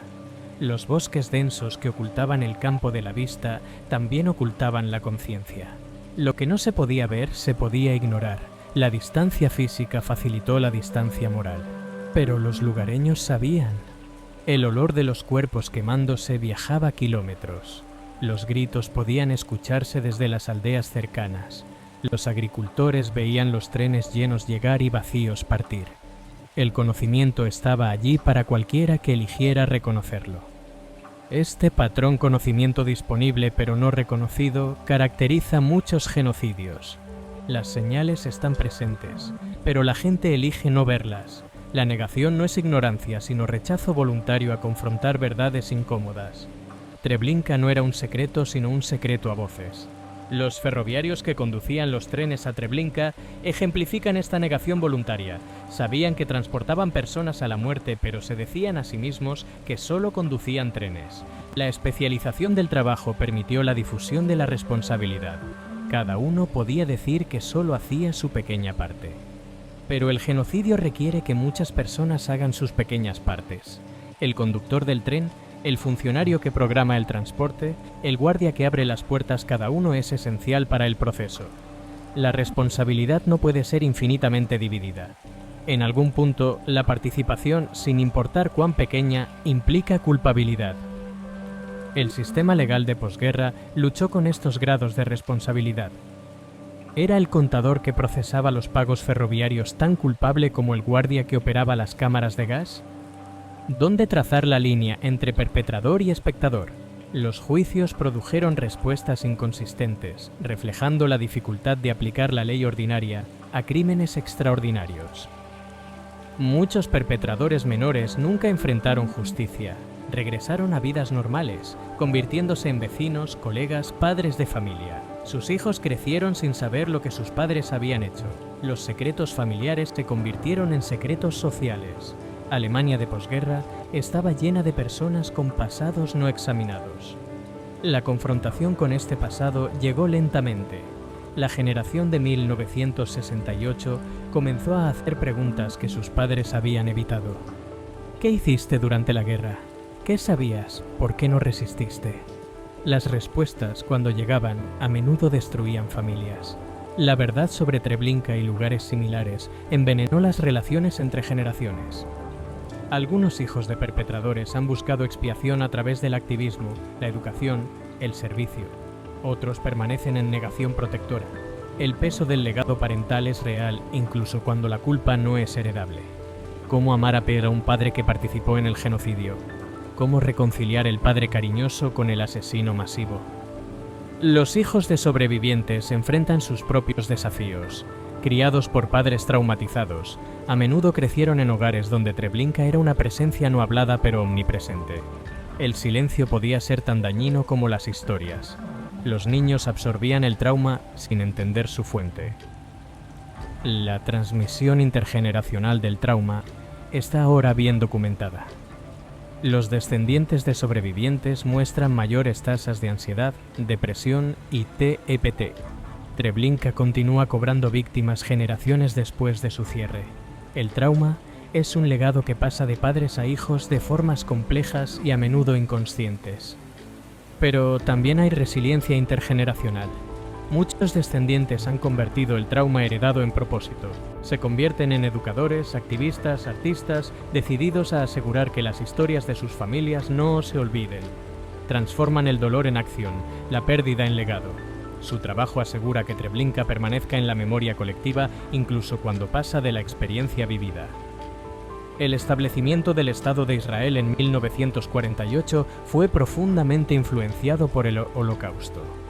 Para muchos supervivientes de Treblinka que emigraron allí, Israel representaba no solo un refugio, sino una refutación del intento nazi de exterminar al pueblo judío.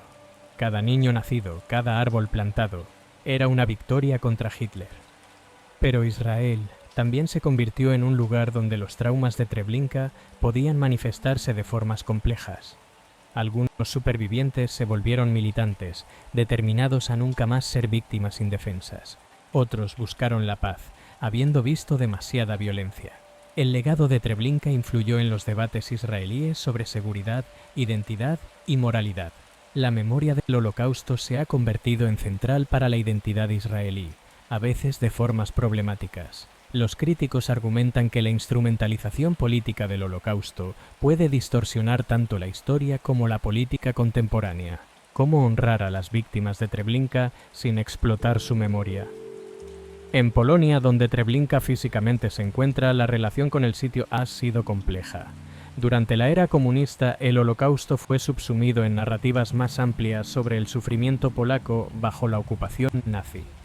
La especificidad del genocidio judío fue minimizada. El debate sobre la complicidad polaca en el Holocausto sigue siendo sensible. Mientras muchos polacos arriesgaron sus vidas para salvar judíos, otros participaron en la persecución. La ley del Holocausto de 2018, que criminalizaba atribuir responsabilidad a Polonia por crímenes nazis, provocó controversia internacional. ¿Puede legislarse la memoria histórica? Los pocos pueblos judíos que sobrevivieron en Polonia después de la guerra a menudo ocultaron sus identidades. El antisemitismo no terminó con la liberación. El pogromo de Kielce en 1946, donde supervivientes del Holocausto fueron asesinados por sus vecinos polacos, demostró que el odio que alimentó Treblinka no había desaparecido completamente. Hoy hay un renacimiento del interés en la historia judía en Polonia. Jóvenes polacos, a menudo sin ascendencia judía, están investigando el pasado judío de sus ciudades. Festivales de cultura judía atraen a miles, pero esta memoria sin judíos puede parecer hueca, una nostalgia por un mundo que Polonia ayudó a destruir. El turismo del Holocausto plantea sus propias cuestiones éticas. ¿Es apropiado visitar Treblinka como turista? ¿Puede el genocidio ser parte de un itinerario vacacional? Los operadores turísticos luchan por equilibrar la educación con el respeto, el acceso con la preservación de la dignidad. Algunos supervivientes apoyan el turismo educativo, viendo cada visitante como un testigo potencial. Otros sienten que los sitios de muerte masiva no deberían ser atracciones. No hay consenso, solo la tensión continua entre remembranza y comercialización. La industria del Holocausto, como algunos la llaman críticamente, genera millones en turismo, publicaciones, películas. ¿Se benefician los supervivientes y sus descendientes? ¿O son otros los que lucran con su sufrimiento?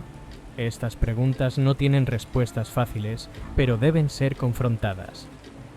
Los museos del Holocausto en todo el mundo enfrentan decisiones sobre cómo presentar Treblinka. ¿Deberían mostrar fotografías gráficas? ¿Recrear aspectos del campo? ¿Enfocarse en las víctimas o los perpetradores? Cada elección curatorial tiene implicaciones morales y educativas. El Museo del Holocausto de Washington incluye un vagón de ganado real del tipo usado para transportar víctimas a Treblinka. Los visitantes pueden caminar a través de él, experimentando momentáneamente el confinamiento claustrofóbico. Algunos encuentran esto poderoso, otros lo consideran voyeurista. ¿Dónde está la línea entre educación y explotación? La realidad virtual y otras tecnologías inmersivas amenazan con hacer Treblinka más real para las audiencias modernas. ¿Pero debería el genocidio ser una experiencia inmersiva? ¿Puede la tecnología transmitir el horror sin trivializarlo? Los educadores debaten estos temas mientras la tecnología avanza más rápido que la reflexión ética. El uso de testimonios de supervivientes en la educación es poderoso pero problemático. Escuchar a Abraham Bomba describir el corte de cabello en Treblinka puede impactar a los estudiantes más que cualquier libro de texto, pero repetir constantemente el trauma puede retraumatizar a los supervivientes. ¿Cuánto podemos pedir a aquellos que ya han sufrido tanto? La inteligencia artificial ahora puede crear supervivientes holográficos que responden a las preguntas de los visitantes. Basados en testimonios extensos, estos avatares digitales pueden hablar después de que los supervivientes reales hayan muerto. ¿Es esto preservación de la memoria o una simulación perturbadora? La tecnología plantea preguntas que no teníamos que enfrentar antes. Los intentos de usar Treblinka para lecciones morales universales pueden diluir su especificidad histórica. Sí, el campo enseña sobre los peligros del prejuicio y la importancia de los derechos humanos, pero también fue producto de circunstancias históricas específicas, del antisemitismo europeo, de la ideología nazi. Universalizar puede significar perder precisión. Por otro lado, si Treblinka se presenta solo como un evento único sin paralelos o lecciones, se vuelve irrelevante para los desafíos contemporáneos. El equilibrio entre especificidad y aplicabilidad es delicado. Los educadores deben navegar entre el estilo de la trivialización y el caribdis de la irrelevancia. Las comparaciones contemporáneas con el Holocausto son frecuentes y generalmente inapropiadas. Los políticos invocan Treblinka para atacar a oponentes, degradando la memoria y distorsionando el presente. Cuando todo se convierte en como el Holocausto real pierde su poder de advertencia.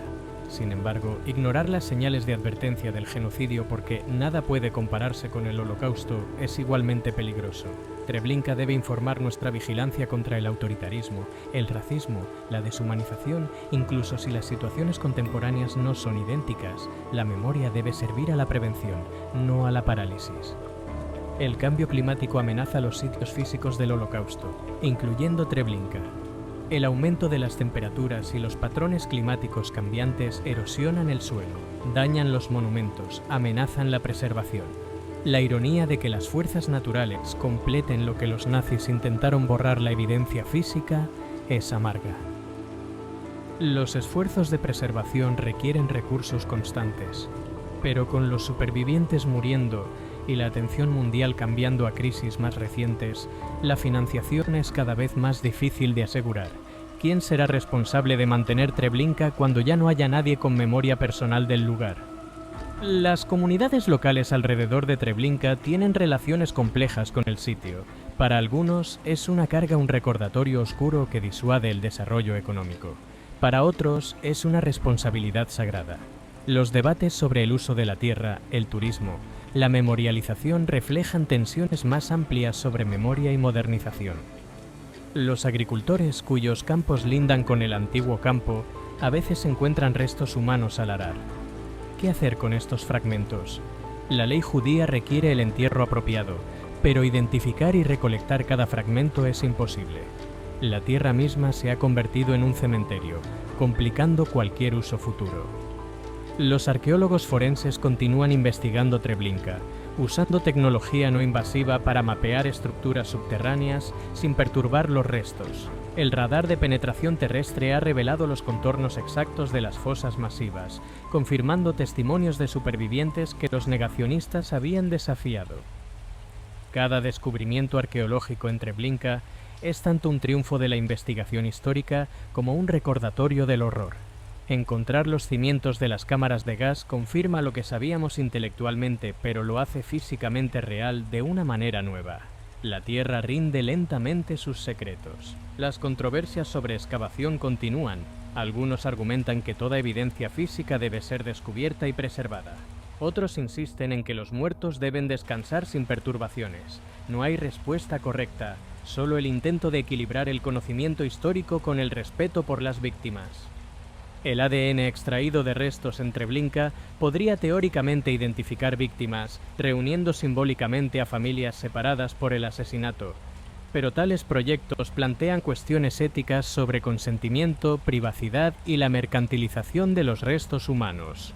La ciencia ofrece posibilidades que la ética aún no ha abordado completamente. Los proyectos de historia oral continúan recolectando testimonios no solo de supervivientes, sino de sus descendientes, vecinos, cualquiera tocado por Treblinka. Cada historia añade textura a nuestra comprensión. El hijo del ferroviario que recuerda a su padre llorando por las noches. La mujer polaca que de niña veía los trenes pasar. Estas historias periféricas también son parte del registro. Los artistas continúan luchando con cómo representar Treblinka. ¿Puede el arte capturar algo tan más allá de la experiencia humana normal? Algunos argumentan que solo el testimonio directo es apropiado, que la interpretación artística inevitablemente distorsiona. Otros insisten en que el arte puede alcanzar verdades emocionales que los hechos solos no pueden transmitir. La obra de teatro Bent de Martin Sherman, aunque centrada en la persecución de homosexuales, incluye escenas en transportes a campos de muerte que evocan Treblinka. La película Shoah de Claude Lanzmann deliberadamente evita imágenes de archivo, confiando en cambio en testimonios y paisajes actuales. Cada trabajo artístico toma decisiones sobre qué mostrar, qué ocultar, cómo acercarse a lo inenarrable.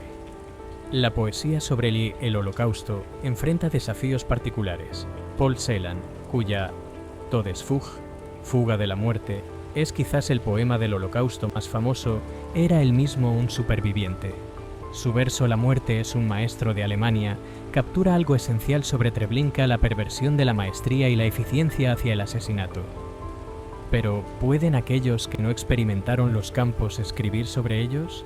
¿Es la imaginación suficiente o incluso apropiada? Los debates sobre la autoridad para hablar sobre el Holocausto continúan. ¿Quién posee esta historia? ¿Quién tiene derecho a contarla? La música compuesta en respuesta al Holocausto va desde obras clásicas hasta canciones populares.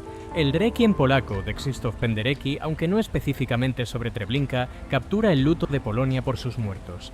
Pero, ¿puede la belleza musical coexistir con el horror del genocidio? ¿La estetización del sufrimiento lo traiciona? Los memoriales sonoros en sitios del Holocausto a veces incluyen silencio, el reconocimiento de que algunos horrores existen más allá del sonido. En Treblinka, el viento a través de los árboles y el crujido ocasional de las piedras memoriales crean una banda sonora natural que algunos encuentran más apropiada que cualquier composición. La enseñanza sobre Treblinka en las escuelas enfrenta desafíos prácticos. ¿A qué edad los niños pueden procesar tal horror? ¿Cómo evitar traumatizar mientras se educa? ¿Cómo hacer que la historia se sienta relevante para estudiantes décadas y continentes alejados del evento? Algunos educadores usan el estudio de casos individuales siguiendo a una persona o familia desde la vida preguerra hasta Treblinka. Esto personaliza la historia pero puede perder la escala. Otros enfatizan estadísticas y sistemas, arriesgando a hacer el genocidio abstracto. No hay pedagogía perfecta para lo impensable. Los negacionistas del Holocausto continúan atacando la realidad de Treblinka. Señalan la falta de estructuras en pie, cuestionan las cifras de víctimas, malinterpretan deliberadamente evidencia. Sus argumentos han sido refutados repetidamente, pero persisten, encontrando nuevas audiencias en línea. Combatir la negación requiere vigilancia constante. Los historiadores deben responder a mentiras que no merecen respuesta, gastando energía refutando lo absurdo en lugar de avanzar en la comprensión. Los negacionistas logran incluso cuando pierden, forzando a los defensores de la verdad a una postura defensiva. Las leyes contra la negación del Holocausto existen en varios países, pero su efectividad es debatida. ¿Suprime la criminalización las mentiras o las lleva a la clandestinidad? ¿Crea mártires de los propagandistas? ¿Puede legislarse la verdad histórica? Treblinka existe en el centro de estos debates sobre memoria, ley y libertad de expresión. Los medios sociales han creado nuevos vectores para la desinformación sobre el Holocausto. Los memes trivializan, los algoritmos amplifican mentiras, los trolls acosan a supervivientes y educadores. La tecnología que podría preservar la memoria también la amenaza. Treblinka debe ser defendido en frentes digitales que no existían hace una generación. Pero la tecnología también ofrece oportunidades. Las bases de datos en línea hacen que los testimonios sean ampliamente accesibles. Las reconstrucciones virtuales permiten a las personas visitar Treblinka desde cualquier lugar. Las redes sociales conectan a descendientes de supervivientes a través del mundo. La memoria encuentra nuevas formas de persistir. La pregunta de cuándo, si alguna vez, el Holocausto pasará de memoria a historia antigua, permanece abierta. ¿Se convertirá Treblinka algún día en algo como las guerras púnicas, horrible pero distante, estudiado pero no sentido? ¿O hay algo sobre el genocidio industrial que lo mantiene perpetuamente presente? Algunos argumentan que el Holocausto siempre debe sentirse inmediato, que el confort de la distancia histórica es un lujo que no podemos permitirnos. Otros sugieren que la insistencia en la proximidad emocional perpetua es insostenible, que la historia debe eventualmente convertirse en historia. Los rituales de memoria evolucionan con el tiempo. Las primeras ceremonias en Treblinka eran reuniones crudas y emocionales de supervivientes. Las conmemoraciones actuales son eventos más formales, a menudo organizados por el Estado. ¿Qué se pierde y qué se gana en esta transición de luto personal a ceremonia oficial? El lenguaje usado para describir el Holocausto también evoluciona. Holocausto mismo era raramente usado hasta la década de 1960. Shoah se ha vuelto más común, enfatizando la perspectiva judía. Genocidio lo coloca en contexto comparativo. Cada término lleva implicaciones sobre cómo entendemos Treblinka. Los marcos legales desarrollados en respuesta al Holocausto, la Convención sobre Genocidio, los principios de Nuremberg, la Corte Penal Internacional representan intentos de prevenir futuros Treblinkas, pero su aplicación ha sido inconsistente. El derecho internacional sigue luchando por prevenir o castigar el asesinato masivo. La doctrina de responsabilidad de proteger, adoptada por la ONU en 2005, fue influenciada por los fracasos para prevenir genocidios después del Holocausto. Pero la intervención sigue siendo selectiva, impulsada más por la política que por el principio. Las lecciones de Treblinka sobre la intervención temprana siguen sin implementarse consistentemente. Las reparaciones por el Holocausto han sido parciales y controvertidas. Algunos supervivientes de Treblinka recibieron compensación de Alemania, otros no recibieron nada. El dinero no puede deshacer el asesinato, pero su ausencia añade insulto a la injuria. Los debates sobre reparaciones continúan, complicados por el tiempo y la política. Las empresas que se beneficiaron del Holocausto, bancos que guardaron cuentas de víctimas, compañías de seguros que no pagaron pólizas, corporaciones que usaron trabajo esclavo han enfrentado demandas décadas después. Algunos han pagado acuerdos, otros siguen resistiendo. La justicia económica sigue incompleta. El impacto psicológico de Treblinka se extiende más allá de los directamente afectados. Los terapeutas que tratan a supervivientes reportan trauma secundario. Los historiadores que estudian el campo a menudo experimentan depresión. Incluso el compromiso intelectual con el genocidio tiene costos emocionales. Los trabajadores de salud mental han desarrollado tratamientos especializados para supervivientes del Holocausto y sus descendientes, pero ninguna terapia puede deshacer el daño fundamental. Treblinka rompió algo en la psique humana que permanece fracturado. El trauma existe más allá de la curación completa. Los supervivientes a menudo reportan que sus experiencias en Treblinka permanecen de alguna manera irreales incluso para ellos mismos. La magnitud del horror excede la capacidad de procesamiento emocional. Vivieron algo que sus propias mentes no pueden comprender completamente. Esta irrealidad paradójica es en sí misma una forma de trauma. Los sueños y pesadillas de los supervivientes a menudo regresan a Treblinka. Décadas después, despiertan gritando, creyendo que están de vuelta en el campo. El pasado invade el presente de formas que desafían la cronología normal. Para algunos, Treblinka nunca realmente terminó. Los estudios médicos de supervivientes del Holocausto han revelado cambios físicos duraderos, tasas alteradas de enfermedades cardíacas, sistemas inmunes comprometidos, esperanzas de vida acortadas. El trauma no es solo psicológico, sino somático. Treblinka dejó sus marcas en los cuerpos, así como en las mentes. La epigenética sugiere que el trauma puede ser heredado biológicamente. Los cambios en la expresión génica causados por experiencias extremas pueden pasar a los descendientes. Los nietos de supervivientes de Treblinka pueden llevar marcadores moleculares del sufrimiento de sus abuelos. El genocidio altera no solo vidas, sino el código genético mismo. Esto tiene implicaciones profundas para entender el impacto a largo plazo del genocidio. Treblinka no solo mató a individuos, sino que alteró el patrimonio biológico de los descendientes. El daño se propaga a través de generaciones de formas que apenas comenzamos a comprender. La resiliencia también puede ser heredada. Los descendientes de supervivientes a menudo muestran una notable fortaleza, habiendo aprendido de las historias familiares que la supervivencia es posible incluso en las peores circunstancias. El legado de Treblinka incluye no solo trauma, sino también la demostración de que el trauma puede ser sobrevivido.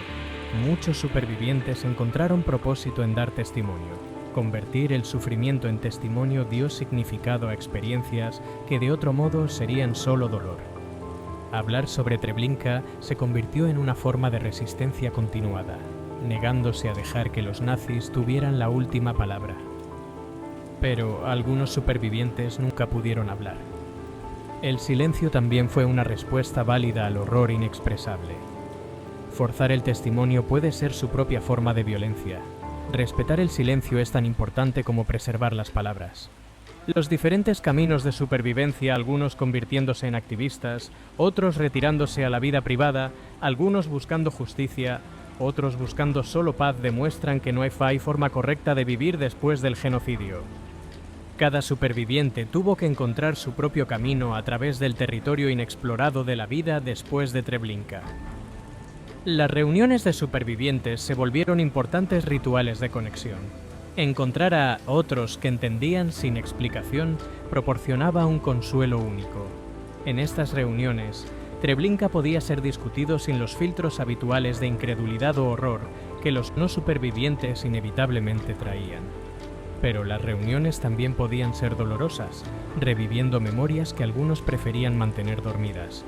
La comunidad de supervivientes estaba unida por el trauma compartido, pero dividida por diferentes formas de procesarlo.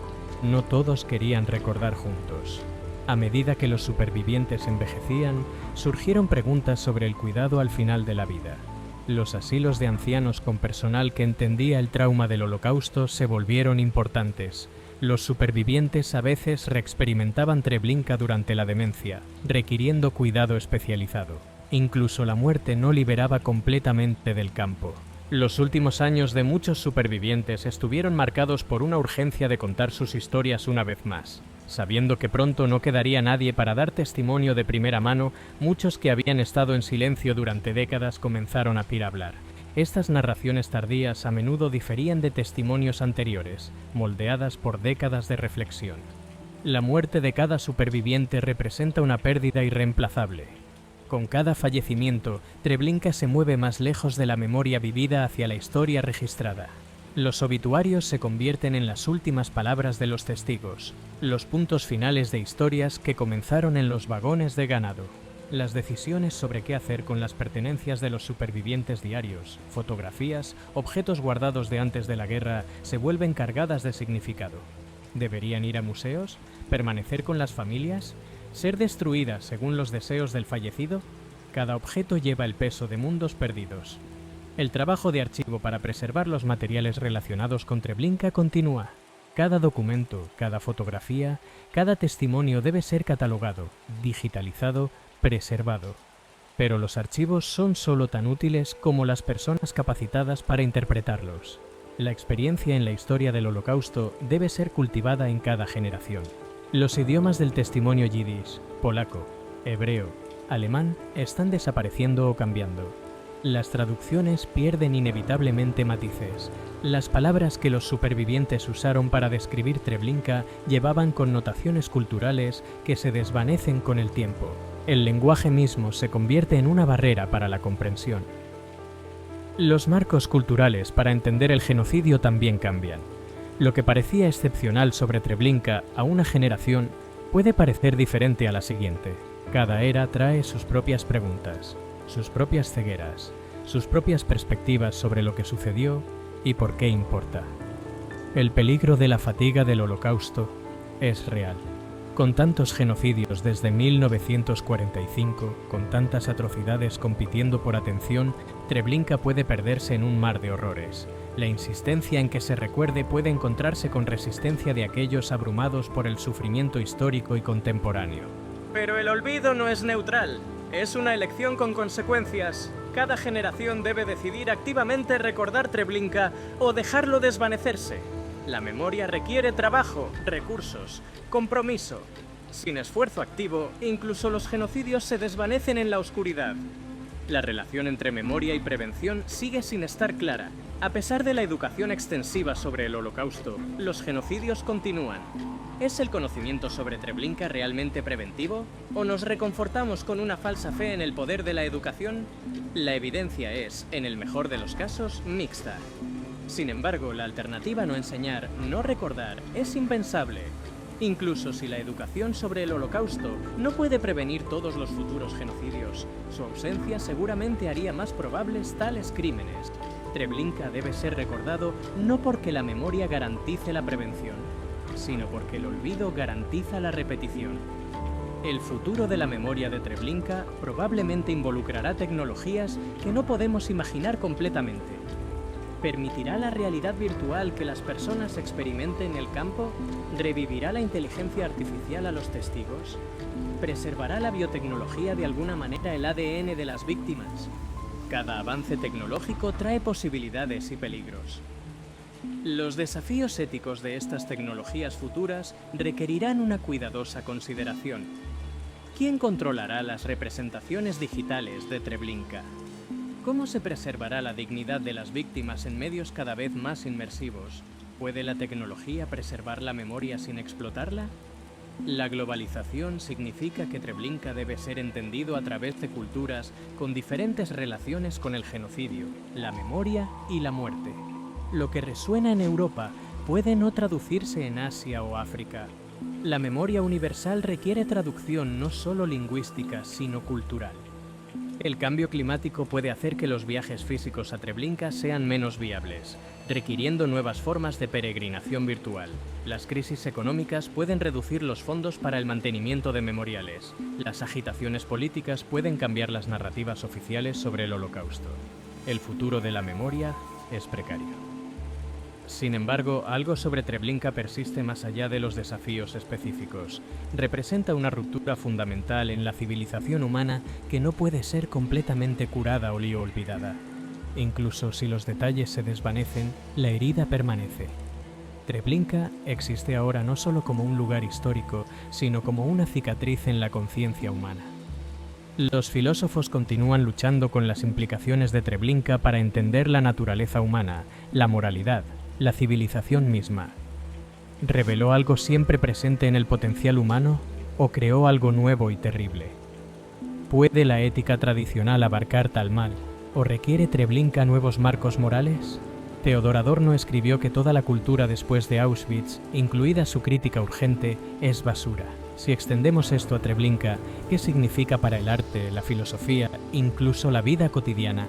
¿Cómo vivimos sabiendo lo que los humanos son capaces de hacer a otros humanos? Algunos encuentran en Treblinka una razón para el nihilismo si tal mal es posible, la vida no tiene sentido. Otros encuentran lo opuesto porque tal mal es posible, crear significado y bondad se vuelve imperativo. El campo se convierte en una prueba de Rorschach existencial, revelando tanto sobre el observador como sobre el evento. La respuesta religiosa a Treblinka sigue dividida. Algunos perdieron la fe completamente. Ningún dios que permitiera tal mal merece adoración. Otros encontraron fe profundizada. Solo la creencia en la redención última hace soportable tal sufrimiento. Los teólogos continúan debatiendo la teodicea después del Holocausto. Para algunos supervivientes, el judaísmo se convirtió en un acto de resistencia. Hitler trató de eliminar a los judíos.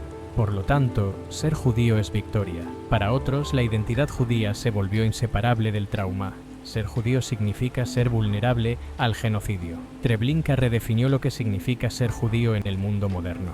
Las implicaciones de Treblinka para el cristianismo también son profundas. El Holocausto ocurrió en la Europa cristiana, perpetrado por muchos que habían sido bautizados. El antisemitismo cristiano de siglos proporcionó el suelo para el genocidio nazi. Algunas iglesias han confrontado esta complicidad, otras siguen en negación. Los justos entre las naciones no judíos que arriesgaron sus vidas para salvar judíos proporcionan un contranarrativo. Algunos ayudaron a personas a escapar antes de la deportación a Treblinka. Sus acciones demuestran que la resistencia moral era posible, haciendo la pasividad de la mayoría aún más condenable. Pero celebrar a los rescatadores puede oscurecer inadvertidamente la norma de indiferencia o complicidad. Por cada persona que ayudó, miles no hicieron nada. Los rescatadores eran excepcionales precisamente porque la mayoría de la gente no actuó. Su heroísmo ilumina la cobardía circundante. El estudio del comportamiento de los espectadores durante el Holocausto tiene implicaciones para entender la acción moral en general. ¿Qué hace que algunas personas actúen mientras otras permanecen pasivas? ¿Puede enseñarse el coraje moral? Treblinka se convierte en un laboratorio para examinar la ética humana bajo presión extrema. Los experimentos psicológicos inspirados por el Holocausto Milgram, Stanford y otros sugieren que la capacidad para el mal está ampliamente distribuida. La mayoría de la gente, bajo las circunstancias correctas, puede convertirse en perpetradora o al menos en cómplice. Esta es quizás la lección más perturbadora de Treblinka. Pero estos experimentos también han sido criticados por descontextualizar el comportamiento, por ignorar la ideología, la historia, la cultura específica que hizo posible el Holocausto. Treblinka no fue solo sobre obediencia, sino sobre antisemitismo. No fue solo sobre conformidad, sino sobre odio racial. Los factores universales y específicos se entrelazaron. La aplicación de las lecciones del Holocausto a otros contextos sigue siendo controvertida. ¿Pueden los conocimientos de Treblinka ayudar a prevenir el genocidio en África o Asia? ¿O es cada genocidio tan específico culturalmente que las comparaciones confunden más que iluminan? Los estudios comparativos del genocidio luchan con estas preguntas. El término genocidio en sí, acuñado por Raphael Lemkin en respuesta al Holocausto, ha sido tanto útil como limitante. Proporciona un marco legal para nombrar y potencialmente prevenir atrocidades masivas, pero los debates sobre qué califica como genocidio pueden oscurecer sufrimientos que no se ajustan a las definiciones técnicas. Treblinka ciertamente califica como genocidio bajo cualquier definición, pero ¿fue también un crimen contra la humanidad? ¿Un crimen de guerra? ¿Un crimen contra la paz? Las categorías legales se multiplican, cada una capturando algo pero perdiendo la totalidad. El mal de Treblinka excede todos los intentos de categorizarlo completamente. Los principios legales establecidos en los juicios posteriores al Holocausto, que seguir órdenes no es defensa, que algunos crímenes no tienen estatuto de limitaciones, que los individuos pueden ser considerados responsables por crímenes estatales, surgieron de lugares como Treblinka. El campo ayudó a redefinir el derecho internacional. Pero la aplicación de estos principios ha sido inconsistente. Los criminales de guerra a veces son juzgados, a veces no, dependiendo de consideraciones políticas. La justicia sigue siendo selectiva. Las lecciones legales de Treblinka se aprenden imperfectamente. El impacto económico del Holocausto, incluyendo la operación de Treblinka, fue masivo. El robo de propiedad judía financió parcialmente la guerra nazi. El asesinato de millones eliminó competidores económicos. El genocidio fue, entre otras cosas, el robo más grande de la historia. Los esfuerzos de posguerra para rastrear y devolver la propiedad robada continúan. Los bancos suizos, las compañías de seguros, los museos, muchas instituciones todavía tienen activos de las víctimas del Holocausto. Pero después de Treblinka, ¿quién queda para reclamar lo que fue robado? Los herederos de los no nacidos no pueden presentar demandas. El costo humano es incalculable. Cada persona asesinada en Treblinka habría tenido descendientes. Generaciones enteras nunca nacieron. El potencial humano perdido en los científicos, artistas, maestros, padres que podrían haber sido es una ausencia que moldea el presente de maneras que no podemos medir completamente. Demográficamente, el pueblo judío todavía no se ha recuperado de las pérdidas del Holocausto. La población judía mundial sigue siendo menor de lo que era en 1939. Treblinka y otros campos crearon un vacío demográfico que persiste décadas después. El genocidio proyecta sombras hacia el futuro. Culturalmente, la destrucción fue igualmente profunda. Comunidades enteras con siglos de historia desaparecieron en Treblinka. Dialectos del yiddish, tradiciones locales, conocimientos únicos todos perdidos. Lo que fue destruido no puede ser completamente reconstruido. El renacimiento cultural puede ocurrir, pero la continuidad se rompió. Los esfuerzos para recrear el mundo judío perdido inevitablemente crean algo nuevo en lugar de restaurar lo viejo.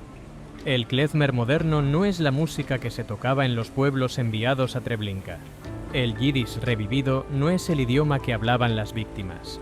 La memoria crea sus propias tradiciones, relacionadas pero distintas de lo que recuerda. Treblinka destruyó no solo vidas, sino mundos, el mundo del shtetl, el mundo del judaísmo polaco, el mundo donde judíos y no judíos habían coexistido, aunque desigualmente, durante siglos. Estos mundos no pueden ser resucitados, su pérdida es permanente. Pero de las cenizas de Treblinka surgieron nuevos mundos: Israel, las comunidades de la diáspora revitalizadas, nuevas formas de identidad judía. La destrucción forzó la recreación. Que esta recreación ocurriera es testimonio de la resiliencia humana. Que fuera necesaria es testimonio de la capacidad humana para el mal. El personal del campo que operó Treblinka en su mayoría regresó a vidas ordinarias después de la guerra. Se convirtieron en vecinos, empleados, ciudadanos de sociedades de posguerra. Sus hijos crecieron sin saber, o fingiendo no saber, lo que sus padres habían hecho. Los perpetradores se disolvieron de nuevo en la normalidad. Esta disolución plantea preguntas incómodas. ¿Cuántos entre nosotros hoy son descendientes de perpetradores? ¿Cuántos de nuestros colegas, bajo circunstancias diferentes, podrían operar cámaras de gas? La normalidad de los perpetradores después del hecho sugiere su normalidad antes del hecho. La gente ordinaria cometió estos crímenes extraordinarios. Franz Stangl trabajó en una fábrica de Volkswagen en Brasil después de escapar de Europa. Sus compañeros de trabajo lo describían como confiable, puntual, agradable. Nadie sospechó que había supervisado el asesinato de 900.000 personas. El comandante de Treblinka se convirtió en un don nadie, indistinguible de cualquier otro trabajador envejecido. Esta capacidad de compartimentar, asesinar cientos de miles y luego vivir tranquilamente desafía la comprensión. ¿Cómo duerme alguien después de Treblinka? ¿Cómo comen, ríen, aman? La psicología de los perpetradores sigue siendo opaca incluso con testimonios y estudios extensos. Algunos perpetradores mostraron signos de trauma, alcoholismo, suicidio, colapsos mentales. Estos plagaron a algunos exguardias, pero otros parecieron no afectados, viviendo vidas largas y aparentemente satisfactorias. No hay un patrón único de respuesta perpetradora al genocidio. Los intentos de entender a los perpetradores a menudo se encuentran con objeciones de que entender es perdonar. Pero sin entender cómo la gente común se convierte en genocida, no podemos prevenir futuras Treblinkas. La comprensión no es absolución, sino necesidad preventiva. Las entrevistas de Gita Sereni con Franz Stangl siguen siendo el intento más completo de entender la mentalidad de un comandante de campo de muerte. A través de 70 horas de conversación, Stangl reveló no un monstruo, sino un hombre que había racionalizado lo monstruoso. Su capacidad de autoengaño era quizás su característica más aterradora. «Mi conciencia está limpia», insistió Stangl hasta casi el final. Solo en las últimas horas antes de su muerte pareció confrontar la realidad de sus crímenes. Su ataque cardíaco fatal pocas horas después de finalmente expresar culpa sugiere que el conocimiento completo de lo que había hecho era literalmente insoportable. Kurt Franz, a diferencia de Stangl, nunca expresó remordimiento. Liberado de prisión en 1993, vivió sus últimos años insistiendo en que solo había cumplido su deber. Su álbum de fotos de Treblinka, titulado Los buenos tiempos, sugiere que para algunos perpetradores, los días de asesinato masivo fueron los mejores de sus vidas.